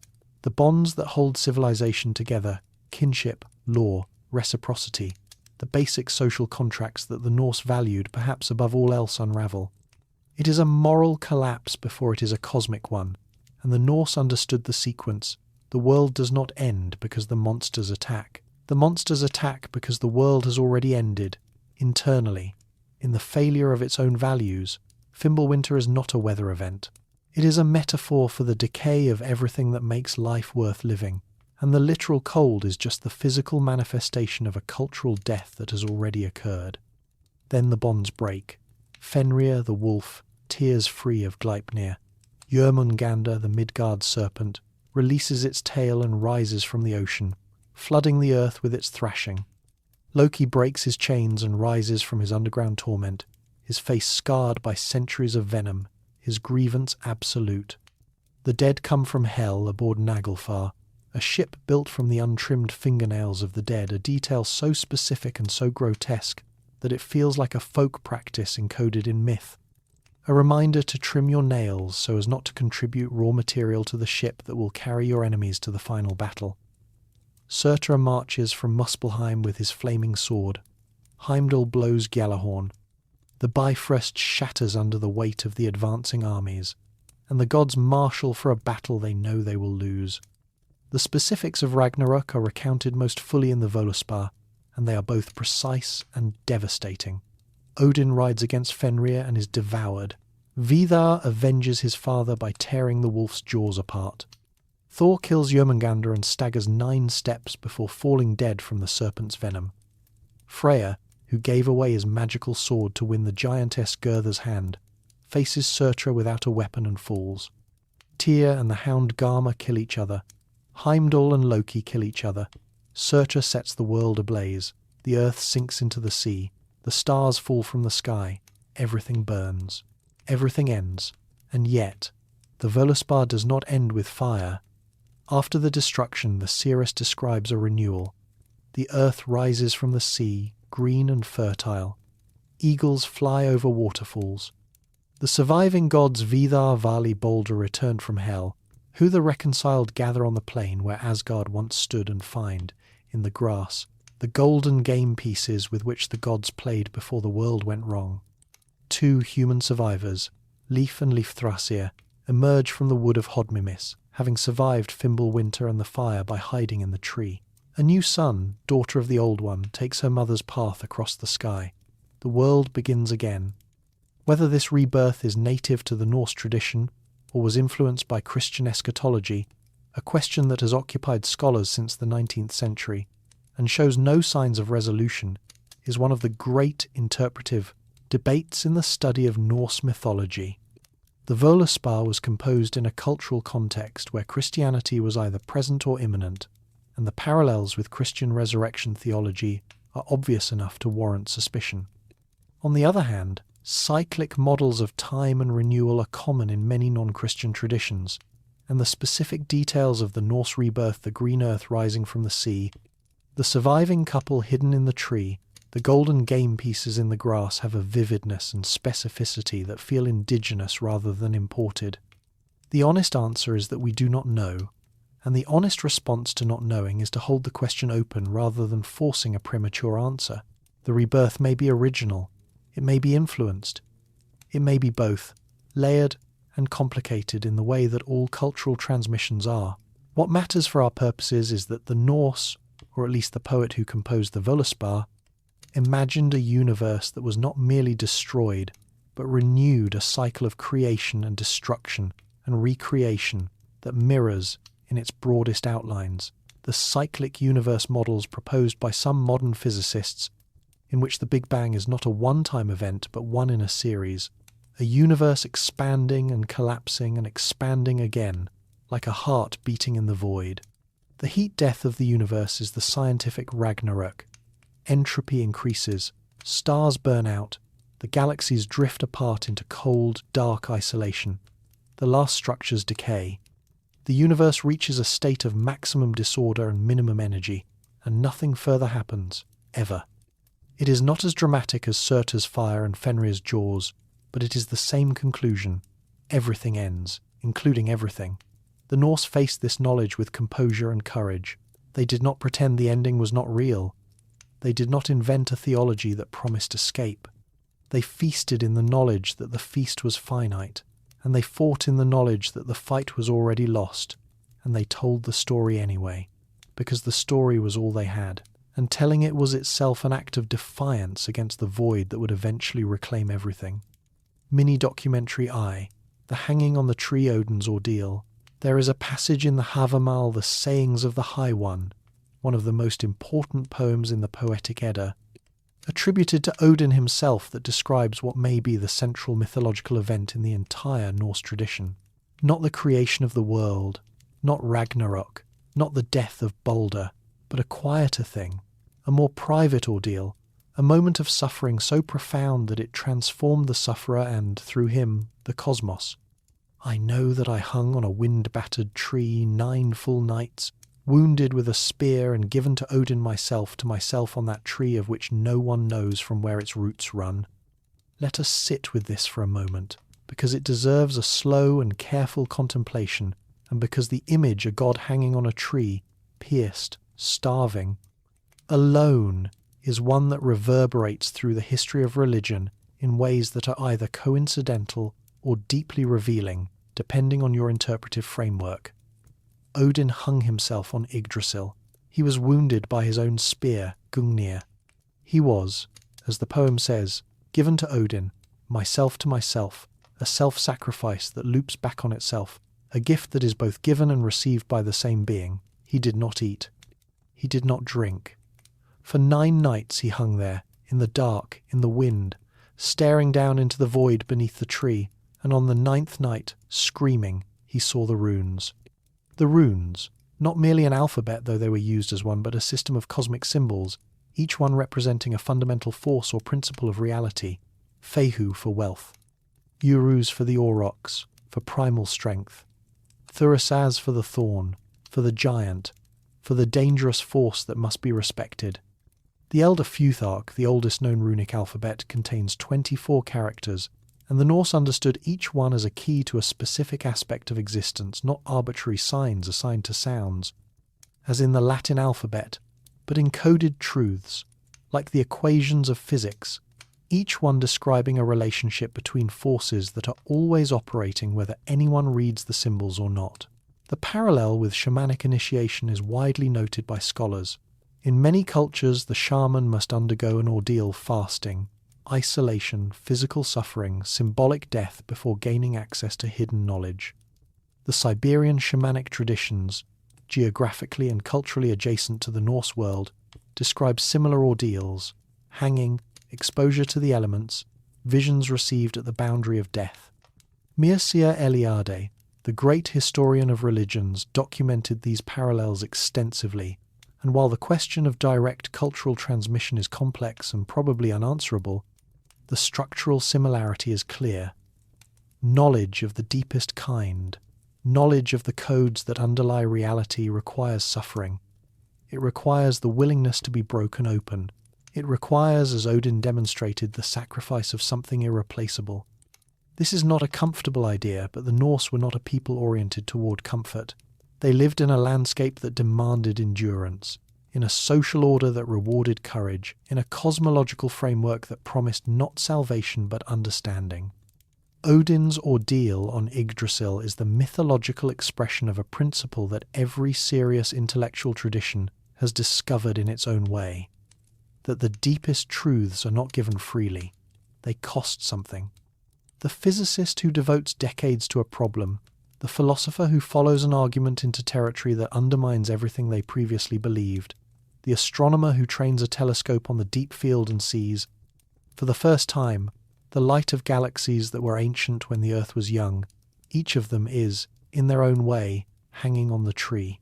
Each of them is sacrificing something: time, certainty, the comfort of not knowing in exchange for a glimpse of the runes. And the runes, once seen, cannot be unseen. Odin came down from the tree with knowledge that included the knowledge of his own doom. That is the price. That is always the price. Mini-documentary The Thirst, the last night before Ragnarök, a narrative reconstruction. Imagine, it is the last night. Not the last night of your life that would be too small a frame for what we are describing, but the last night of everything, the last night before Ragnarök. The last night before the wolves catch the sun and the moon and the world goes dark and the bonds break and the fire comes. Imagine you are in Asgard, in Valhalla, at the feast that has been ongoing since the first warrior was chosen and carried there by the Valkyries. The hall is lit by the glow of shields. The mead is flowing. The Einherjar, the chosen dead, the warriors who fought and fell and were collected by Odin for this specific purpose, are eating and drinking and fighting and dying and rising again, as they have done every day since they arrived, because Valhalla is a place where practice for the end of the world is the only activity that matters. But tonight, something is different. Tonight, the practice is over. Tomorrow, the real fight begins. Tomorrow, the fight ends. Odin sits at the high seat. He does not eat. He never eats. He gives his food to his wolves, Geri and Freki, and sustains himself on wine alone, because the king of the gods is, in addition to everything else, an ascetic with the dietary habits of a particularly committed graduate student. His ravens are on his shoulders. They have come back, today, with the last news they will ever bring. The wolves are nearly upon the sun, the serpent is stirring in the deep, the frost is spreading in the south where frost should not be. Odin knows. He has always known. He sacrificed an eye to know, and he hung on a tree to know, and he consulted the dead to know, and now the knowing has reached its terminal point, the point where knowledge becomes not a tool but a burden, where seeing the future clearly is indistinguishable from watching it arrive. Heimdall stands at the Bifrost, as he always does, listening with his supernatural hearing for the sound that will end the world, the footstep of a giant, the groan of a breaking chain, the first note of a doom that will require him to raise Gjallarhorn to his lips and blow the blast that will echo through all 9 worlds. He has been listening for this sound since the beginning. His entire existence has been an act of vigilance, a millennia-long watch for the thing he hopes will never come but knows, with the certainty that the Norse embedded in everything will come. Tonight, the sound is closer. Tonight, the ground trembles just slightly beneath the rainbow bridge, and the colours in the Bifrost flicker just slightly, and Heimdall's hand moves toward the horn, and does not yet lift it, and does not yet sound it, and the pause, the last pause, the final breath before the blast is the most peaceful moment in the history of the cosmos, because it is the last moment when everything is still intact.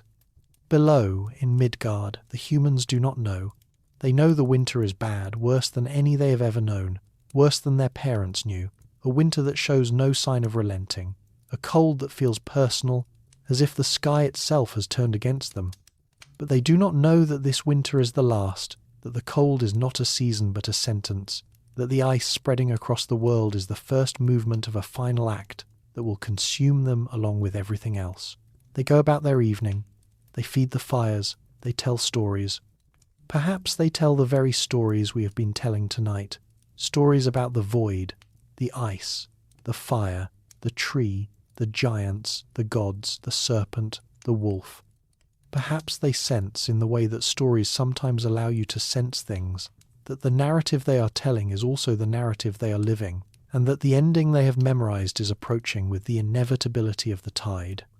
And somewhere in the dark, Loki feels his chains loosen, and somewhere in the deep, Fenrir opens his eyes, and somewhere in the ocean, Jörmungandr releases its tail, and the last night, which has been the longest night, begins to end. Mini-documentary the third, the Codex Regius, the manuscript that saved a mythology.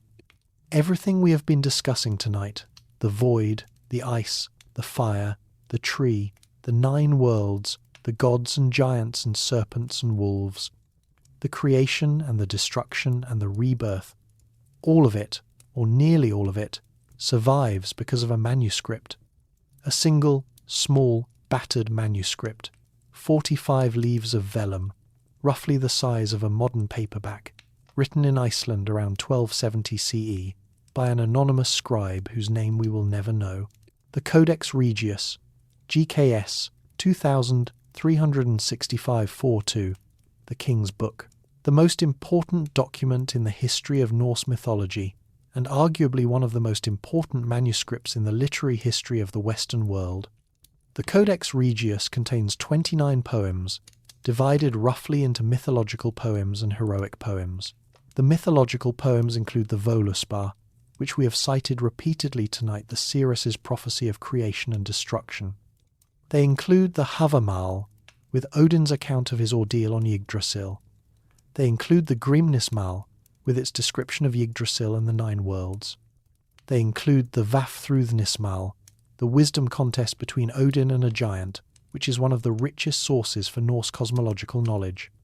They include the Lokasenna, with Loki's devastating insults at the feast of the gods. They include the Heimskviða, with Thor's fishing expedition for the Midgard Serpent. Without these poems, Norse mythology as we know it would effectively not exist. We would have Snorri's Prose Edda, which is invaluable, but which is a 13th century prose retelling by a Christian author, not the poems themselves. We would have fragments, allusions, references in sagas and runic inscriptions. We would have the archaeological record. But the poems, the actual words, the actual rhythms, the voices of the skalds who composed them would be lost.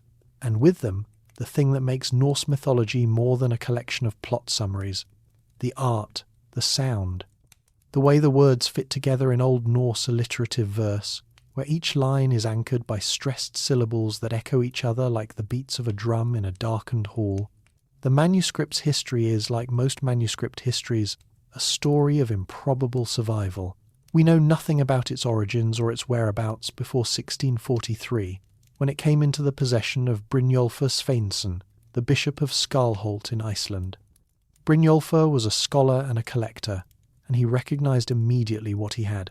He attributed the poems to Samundra Fróði, the learned 12th century Icelandic priest, which was incorrect but understandable given the scholarly assumptions of the time. In 1662, Brynjolfur sent the manuscript to King Frederick III of Denmark as a gift, and it entered the Royal Library in Copenhagen, where it remained for over 300 years, an entire cosmology, an entire mythological tradition, an entire civilization's understanding of existence, sitting on a shelf in a library in a country that was not the country where it was created. And then, on the 21st of April 1971, the Codex Regius came home.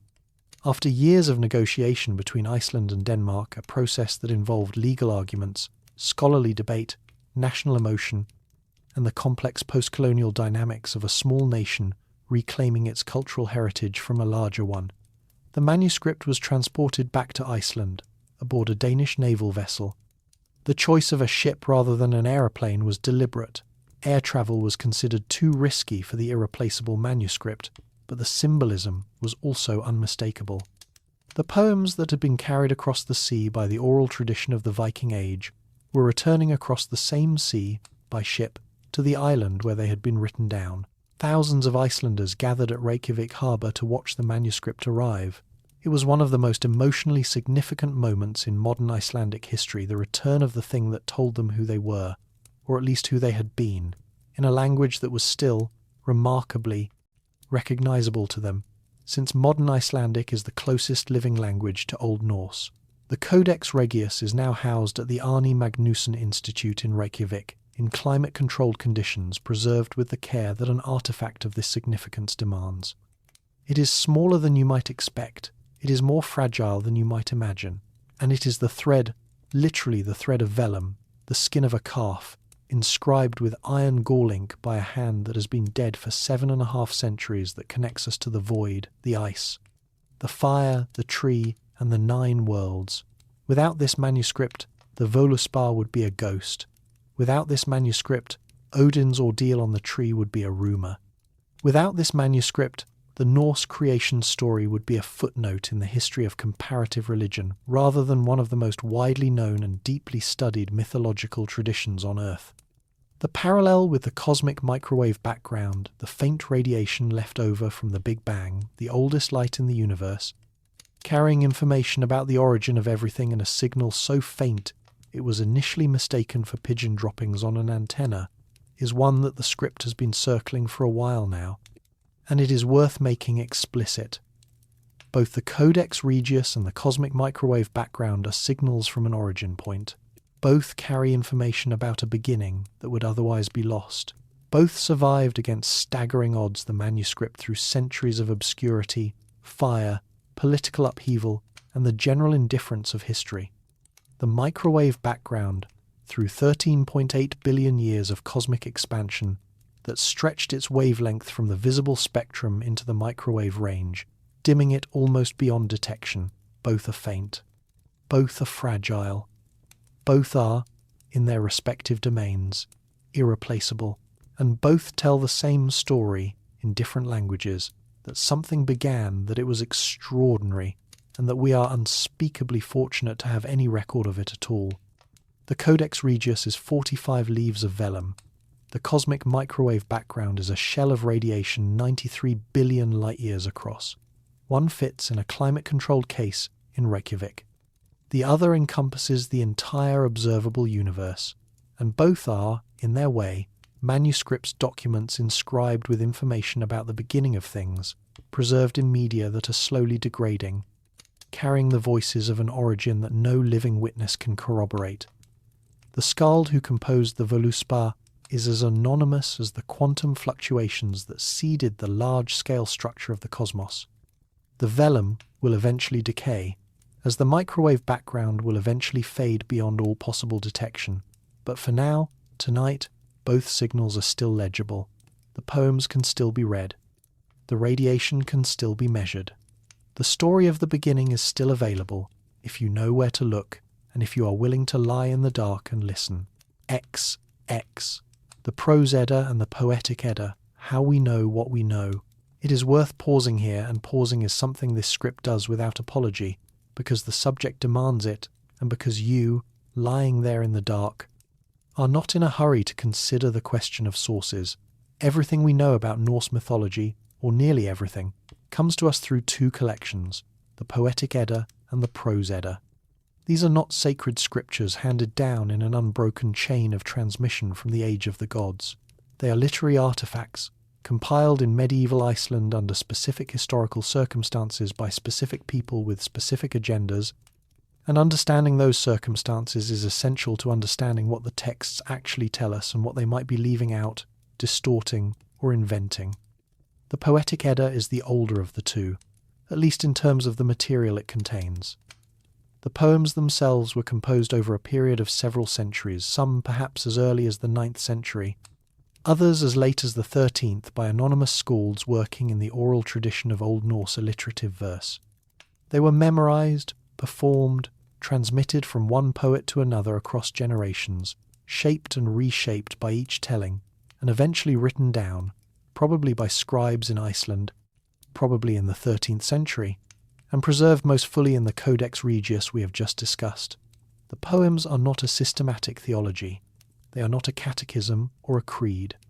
They are poems individual, varied, sometimes contradictory, often cryptic, always more interested in vivid imagery and memorable phrasing than in doctrinal consistency. The Völuspá gives one account of creation. The Vafthrûðnismál gives a slightly different one. The Grímnismál describes the cosmos from one angle, the Havamal from another. Trying to construct a unified Norse mythology from these poems is a bit like trying to construct a unified English literature from Shakespeare, Chaucer, and the Beowulf poet. You can see the family resemblances, but the differences are as important as the similarities, and any synthesis will inevitably smooth over contradictions that the original authors were perfectly comfortable with. The prose Edda is a different kind of document, written around 1220 CE by Snorri Sturluson, an Icelandic chieftain, politician, historian, and poet who was also, not incidentally, a Christian living 2 centuries after Iceland's official conversion. The prose Edda is essentially a handbook for poets. Snorri was concerned that the art of skaldic poetry was declining in his time, that young poets no longer understood the mythological references that gave the old kennings their meaning, and that the stories behind the metaphors were being forgotten, so he wrote them down. The Gylfaginning, the first major section, presents the creation myth and the cosmology in the form of a dialogue between a Swedish king and 3 mysterious figures who turn out to be aspects of Odin. The Skaldskaparmal, the second section, is a catalogue of kennings and their mythological origins. The Hatatal is a demonstration of verse forms. Together, they constitute the single most important prose source for Norse mythology. But Snorri was a Christian. He was writing about pagan myths from within a Christian intellectual framework, 2 centuries after the culture that produced those myths had formally abandoned them. His account is invaluable without it. Much of what we know about the Norse cosmos would be lost or unintelligible, but it is also mediated. He frames the Norse gods as mortal kings from Troy who were later worshipped as deities, a euhemeristic interpretation that reflects his Christian need to rationalize pagan belief. He organizes the mythology into a narrative more coherent and more linear than the poems themselves support, smoothing over contradictions and filling in gaps with his own literary sensibility. Scholars debate the extent to which Snorri's prose Edda reflects genuine pre-Christian belief versus his own literary invention, and the honest answer is that we cannot fully separate the two. Snorri is both our most important witness and our most problematic one. He preserved what might otherwise have been lost, and in preserving it, he shaped it in ways we cannot entirely trace. This is not a reason to distrust the sources. It is a reason to read them with awareness, with gratitude, and with the kind of scholarly humility that acknowledges what we do not know alongside what we do. The Norse mythology we discuss tonight is not, strictly speaking, what the Norse believed. It is what survived through oral transmission, through the literary choices of medieval Icelandic scribes and scholars, through the fragile medium of vellum and ink, through centuries of Christianization and cultural change, and what we have reconstructed from those survivals. It is a mythology filtered through time, through religious change, through the specific perspectives of individual authors, and through the interpretive frameworks of modern scholars. It is magnificent, and it is incomplete, and the gaps in it are as important as the filled spaces, because the gaps remind us that every story we tell about the past is also a story about the distance between us and the past, and that the distance is always greater than we would like. XXI. The Vikings and the cosmos they carried. The people who lived within this mythological framework were not, despite what popular culture might suggest, a horde of fur-clad berserkers whose primary interests were pillaging monasteries and wearing impractical helmets. The Norse were farmers, first and foremost. They were herders of sheep and cattle. They were fishers, traders, shipbuilders, lawmakers, poets, weavers, blacksmiths, and parents. The Viking Age, roughly 793 CE, when Norsemen raided the monastery at Lindisfarne, to 1066 CE, when Harald Hardrada fell at the Battle of Stamford Bridge, was a period of remarkable expansion, exploration, and cultural exchange, but it was also a period of daily life lived in small communities scattered across a harsh landscape, governed by complex legal codes, and sustained by an agricultural economy that was perpetually at the mercy of the weather. These were the people who looked up at the sky and saw Ymir's skull, who sailed the sea and sailed on Ymir's blood, who walked the earth and walked on Ymir's flesh. The cosmology of Yggdrasil was not an abstract theological system stored in temples and discussed by priests. It was the air they breathed, the metaphorical structure within which they understood every aspect of their daily experience. When they saw the aurora borealis shimmering across the winter sky, they saw the Bifrost, the rainbow bridge connecting their world to Asgard, or the gleam of Valkyrie armour as the choosers of the slain rode overhead. When they saw the Milky Way stretching across the heavens, they saw the road of the gods. When they heard thunder, they heard Thor's hammer striking a giant. The mythology was not a separate category of experience, walled off from the practical concerns of farming and sailing and law-giving. It was the lens through which those practical concerns were understood, the story that gave them shape and meaning. The Norse navigators who crossed the North Atlantic from Norway to Iceland, from Iceland to Greenland, from Greenland to Vinland on the coast of North America, 5 centuries before Columbus carried this cosmos with them. They navigated not only by the sun and the stars and the behaviour of seabirds and the colour of the water, but by a mental map shaped as much by mythology as by empirical observation. The sea was the whale road, Ymir's blood, the domain of Jörmungandr, the boundary between the known and the unknown. The horizon was the edge of Midgard. The stars were the sparks from Muspelheim, set in the sky by the gods to give light and mark the seasons. Every voyage was a journey through the body of the cosmos, and the cosmology was not a quaint background belief but an active navigational framework, a way of understanding where you were going, and what forces you were sailing through. It is easy, from the comfortable distance of the modern era, to romanticize this. The Vikings as noble pagans sailing beneath mythological skies, at one with their cosmos in a way that we, with our GPS satellites and our light pollution, have lost. But romanticization does a disservice to the Norse, who were not noble savages and would not have appreciated being described as such. They were practical, often brutal, frequently funny, deeply legalistic, and profoundly aware of the harshness of the world they inhabited. Their mythology reflected this. It did not promise them comfort. It did not tell them the universe was kind. It told them the universe was made from a giant's corpse, held together by a tree that was being eaten alive and destined to end in fire and the death of the gods. And they sailed into it anyway, because the whale road was there and the horizon was waiting and the saga was not going to right itself. XXI. X-I, ice, darkness, and the Scandinavian landscape. To understand why the Norse told the specific stories they told, why ice and not sand, why a tree and not a mountain, why a void and not a garden, you have to understand the landscape they lived in, not as an abstraction, but as a daily, physical, inescapable reality. Scandinavia is a place where the natural world does not merely provide a backdrop for human activity. It dominates it, shapes it, and occasionally, without warning, destroys it.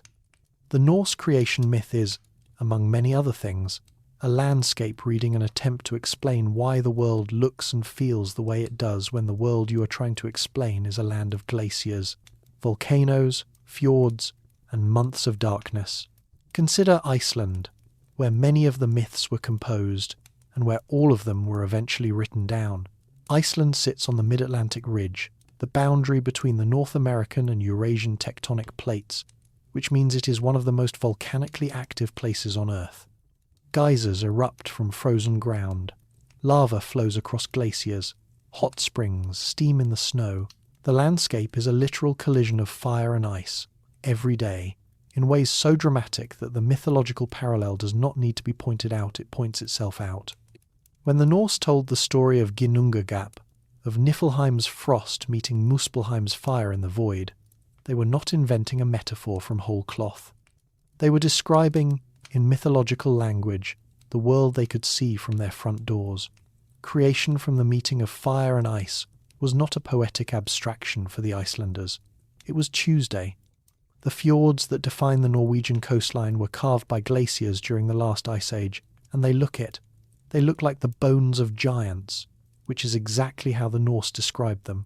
The mountains of Scandinavia are, in the mythological framework, Ymir's bones, and if you have ever stood at the base of a Norwegian fjord and looked up at the sheer rock walls rising hundreds of meters on either side, the metaphor feels less like a metaphor and more like a reasonable description. The glaciers themselves, retreating and advancing with the centuries, were the living presence of Niflheim in the landscape, the ice that had been there before anything else, the ice that shaped the land, the ice that would return if the warmth ever failed. Every spring, Thor was a reenactment of the creation, the ice relenting, the land appearing, the rivers flowing again after months of frozen silence. Every autumn freeze was a reminder that the ice was patient, and that Fimbulwinter was always a possibility. The darkness matters too. In northern Scandinavia, above the Arctic Circle, the sun disappears entirely during the winter months, not just for a day, but for weeks. The polar night is a real, physical, psychologically significant experience, and a cosmology developed under these conditions will necessarily have a different relationship to darkness than one developed in the Mediterranean. The Norse did not fear darkness in the simple, childish sense, but they respected it, because they lived in it for months at a time, and they knew that the return of the light was not guaranteed. The story of Ragnarök, in which the wolves Skirl and Hati finally catch the sun and the moon and the world goes dark, is not just a mythological set piece. It is the deepest seasonal fear of a people who lived at latitudes where the sun's return was an annual miracle made into cosmic narrative. The darkness of Ginnungagap, the darkness of Niflheim, the darkness that follows Ragnarök, these are not abstractions. They are what the world actually looks like in January in northern Norway, and the Norse built their entire cosmology on the principle that darkness is the default, light is the exception, and the maintenance of light requires constant effort. The aurora borealis, that spectacular display of coloured light that ripples across the Arctic sky, was interpreted by the Norse in several ways, as the Bifrost, the rainbow bridge connecting Asgard to Midgard, as the gleam of Valkyrie armour, as the warrior women rode to collect the slain, as the reflected light of the gods' shields. Whatever the specific interpretation, the aurora represented a moment of visible connection between the human world and the divine, a crack in the sky through which the other worlds became briefly, breathtakingly visible. Modern science explains the aurora as charged particles from the solar wind exciting atoms in the upper atmosphere, but the Norse explanation is, in its own way, no less accurate. It is light from beyond Midgard, penetrating the barrier between the worlds, a reminder that the cosmos is larger than what we can see, and that its beauty, like its danger, comes from beyond the fence. X. Runes. And the price of knowledge.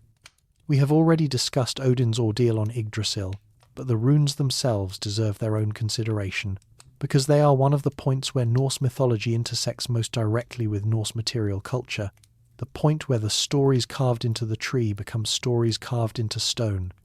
The Elder Futhark, the oldest known runic alphabet, consists of 24 characters, each named for a word that begins with the sound it represents. Fehu, wealth, cattle. Uruz, aurochs, primal strength. Thurisar's thorn, giant. Ansu's god, specifically Odin. Rado, ride, journey. Kenaz, torch, knowledge, and so on through the full set. The names are not arbitrary.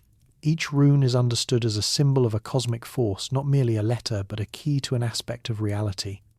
The Elder Futhark was in use from roughly the 2nd to the 8th centuries CE, after which it was gradually replaced in Scandinavia by the Younger Futhark, a simplified alphabet of 16 characters that was the standard writing system of the Viking Age.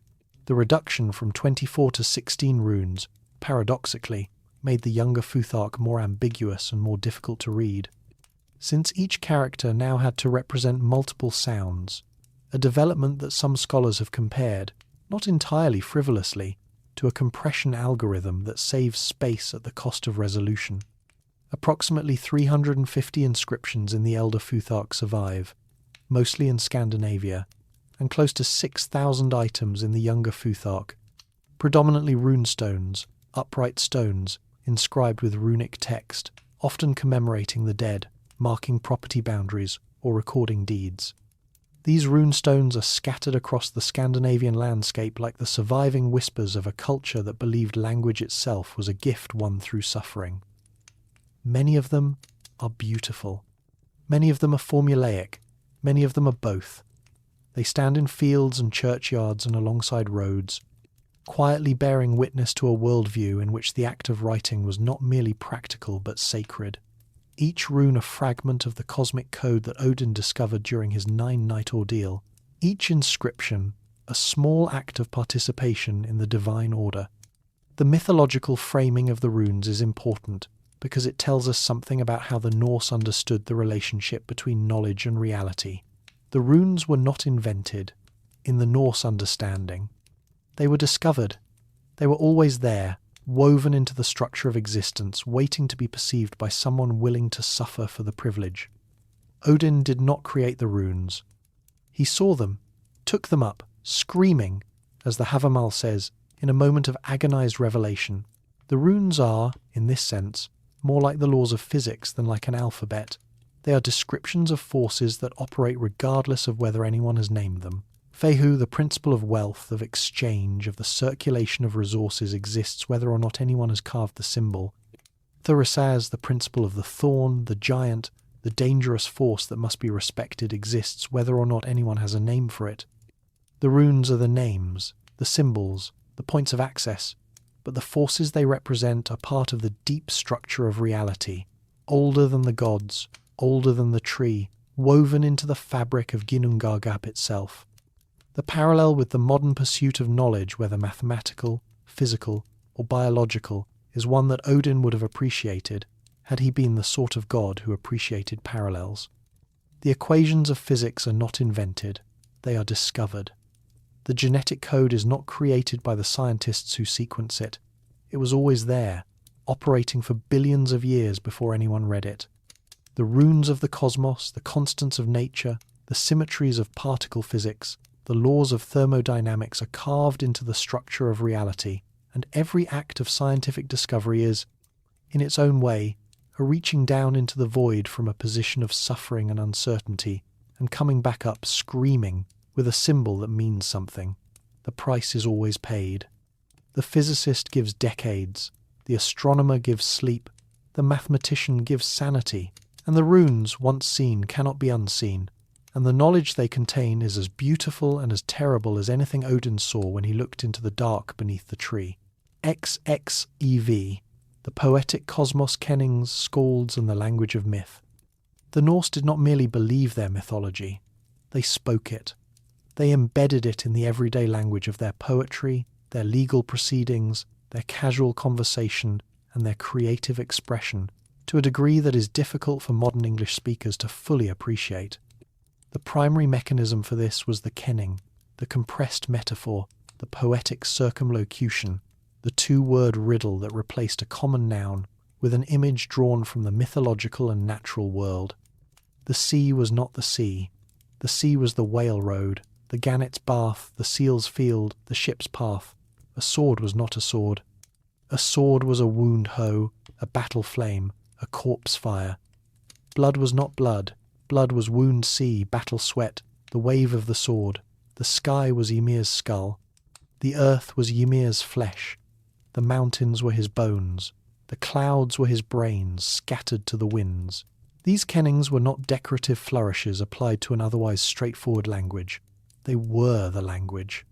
Skaldic poetry, the formal, highly structured verse composed by the court poets of the Norse world, was built on kennings the way a house is built on a foundation. A skilled skald could construct kennings within kennings, creating what scholars call extended or nested kennings that required the listener to hold multiple layers of mythological reference in mind simultaneously. To understand the poetry, you had to understand the mythology. To understand the mythology, you had to understand the poetry. The two were inseparable, bound together like the roots of Yggdrasil, each drawing sustenance from the other. The skalds themselves were figures of considerable social importance in the Norse world. They served as court poets, praise singers, and historians, composing verses that celebrated the deeds of kings and chieftains, commemorated battles and voyages, and preserved the mythological traditions that gave the culture its identity. Their art was oral, memorized, performed in the mead halls and on the longships, shaped by the rhythms of alliterative verse, each line divided into two half-lines. Each half-line containing two stressed syllables, the stressed syllables in the first half-line alliterating with the first stressed syllable of the second half-line. The effect, in Old Norse, is incantatory, a rhythm that pounds like a heartbeat, that carries the listener forward through the verse the way a current carries a ship, that is designed not for silent reading, but for the living voice in a firelit space. The oral tradition shaped the myths themselves in ways that are important to acknowledge. Myths that were transmitted orally tend to favour rhythm, repetition, and vivid imagery, because these are the qualities that make a story memorable and transmittable. The Norse creation myth is full of lists, the 11 rivers, the 4 dwarves, the 9 worlds, the 6 impossible ingredients of Gleipnir, because lists are easy to memorize. It is full of parallel constructions, fire and ice, gods and giants, creation and destruction, because parallels create the kind of rhythmic balance that helps a listener follow a long narrative in real time. The myths were not fixed texts. They were living performances, shaped by each telling, existing in the breath between poet and audience in a firelit hall on a winter night. Every skald who told the story of Ginnungagap told it slightly differently. Every performance was an act of creation, a remaking of the cosmos in language, a proof that the story was still alive because someone was still telling it. And that, if you think about it, is what we are doing now. Not in a mead hall, and not in Old Norse, and not with the alliterative rhythms of Forni Rörslag verse, but the essential act is the same. Someone is telling a story about the beginning of everything, in the dark, to an audience that is listening. The medium has changed from the human voice to the recorded voice, from the firelit hall to the screen in the dark room, from the vellum of the Codex Regius to whatever device is playing these words for you right now. But the function has not changed. The story is still being told. The void is still being named. The tree is still being described, with its roots in the dark and its branches in the sky and its trunk bearing the weight of 9 worlds that someone, somewhere, in every generation, has taken the trouble to remember. This is what stories do. They persist. They adapt. They find new mouths and new ears and new languages. The skalds are gone. The mead halls are ruins. The gods are dead, or sleeping, or waiting in whatever space the gods of abandoned mythologies go to wait. But the story is still here, and you are still listening, and that is either a miracle or a coincidence, and either way, it is enough.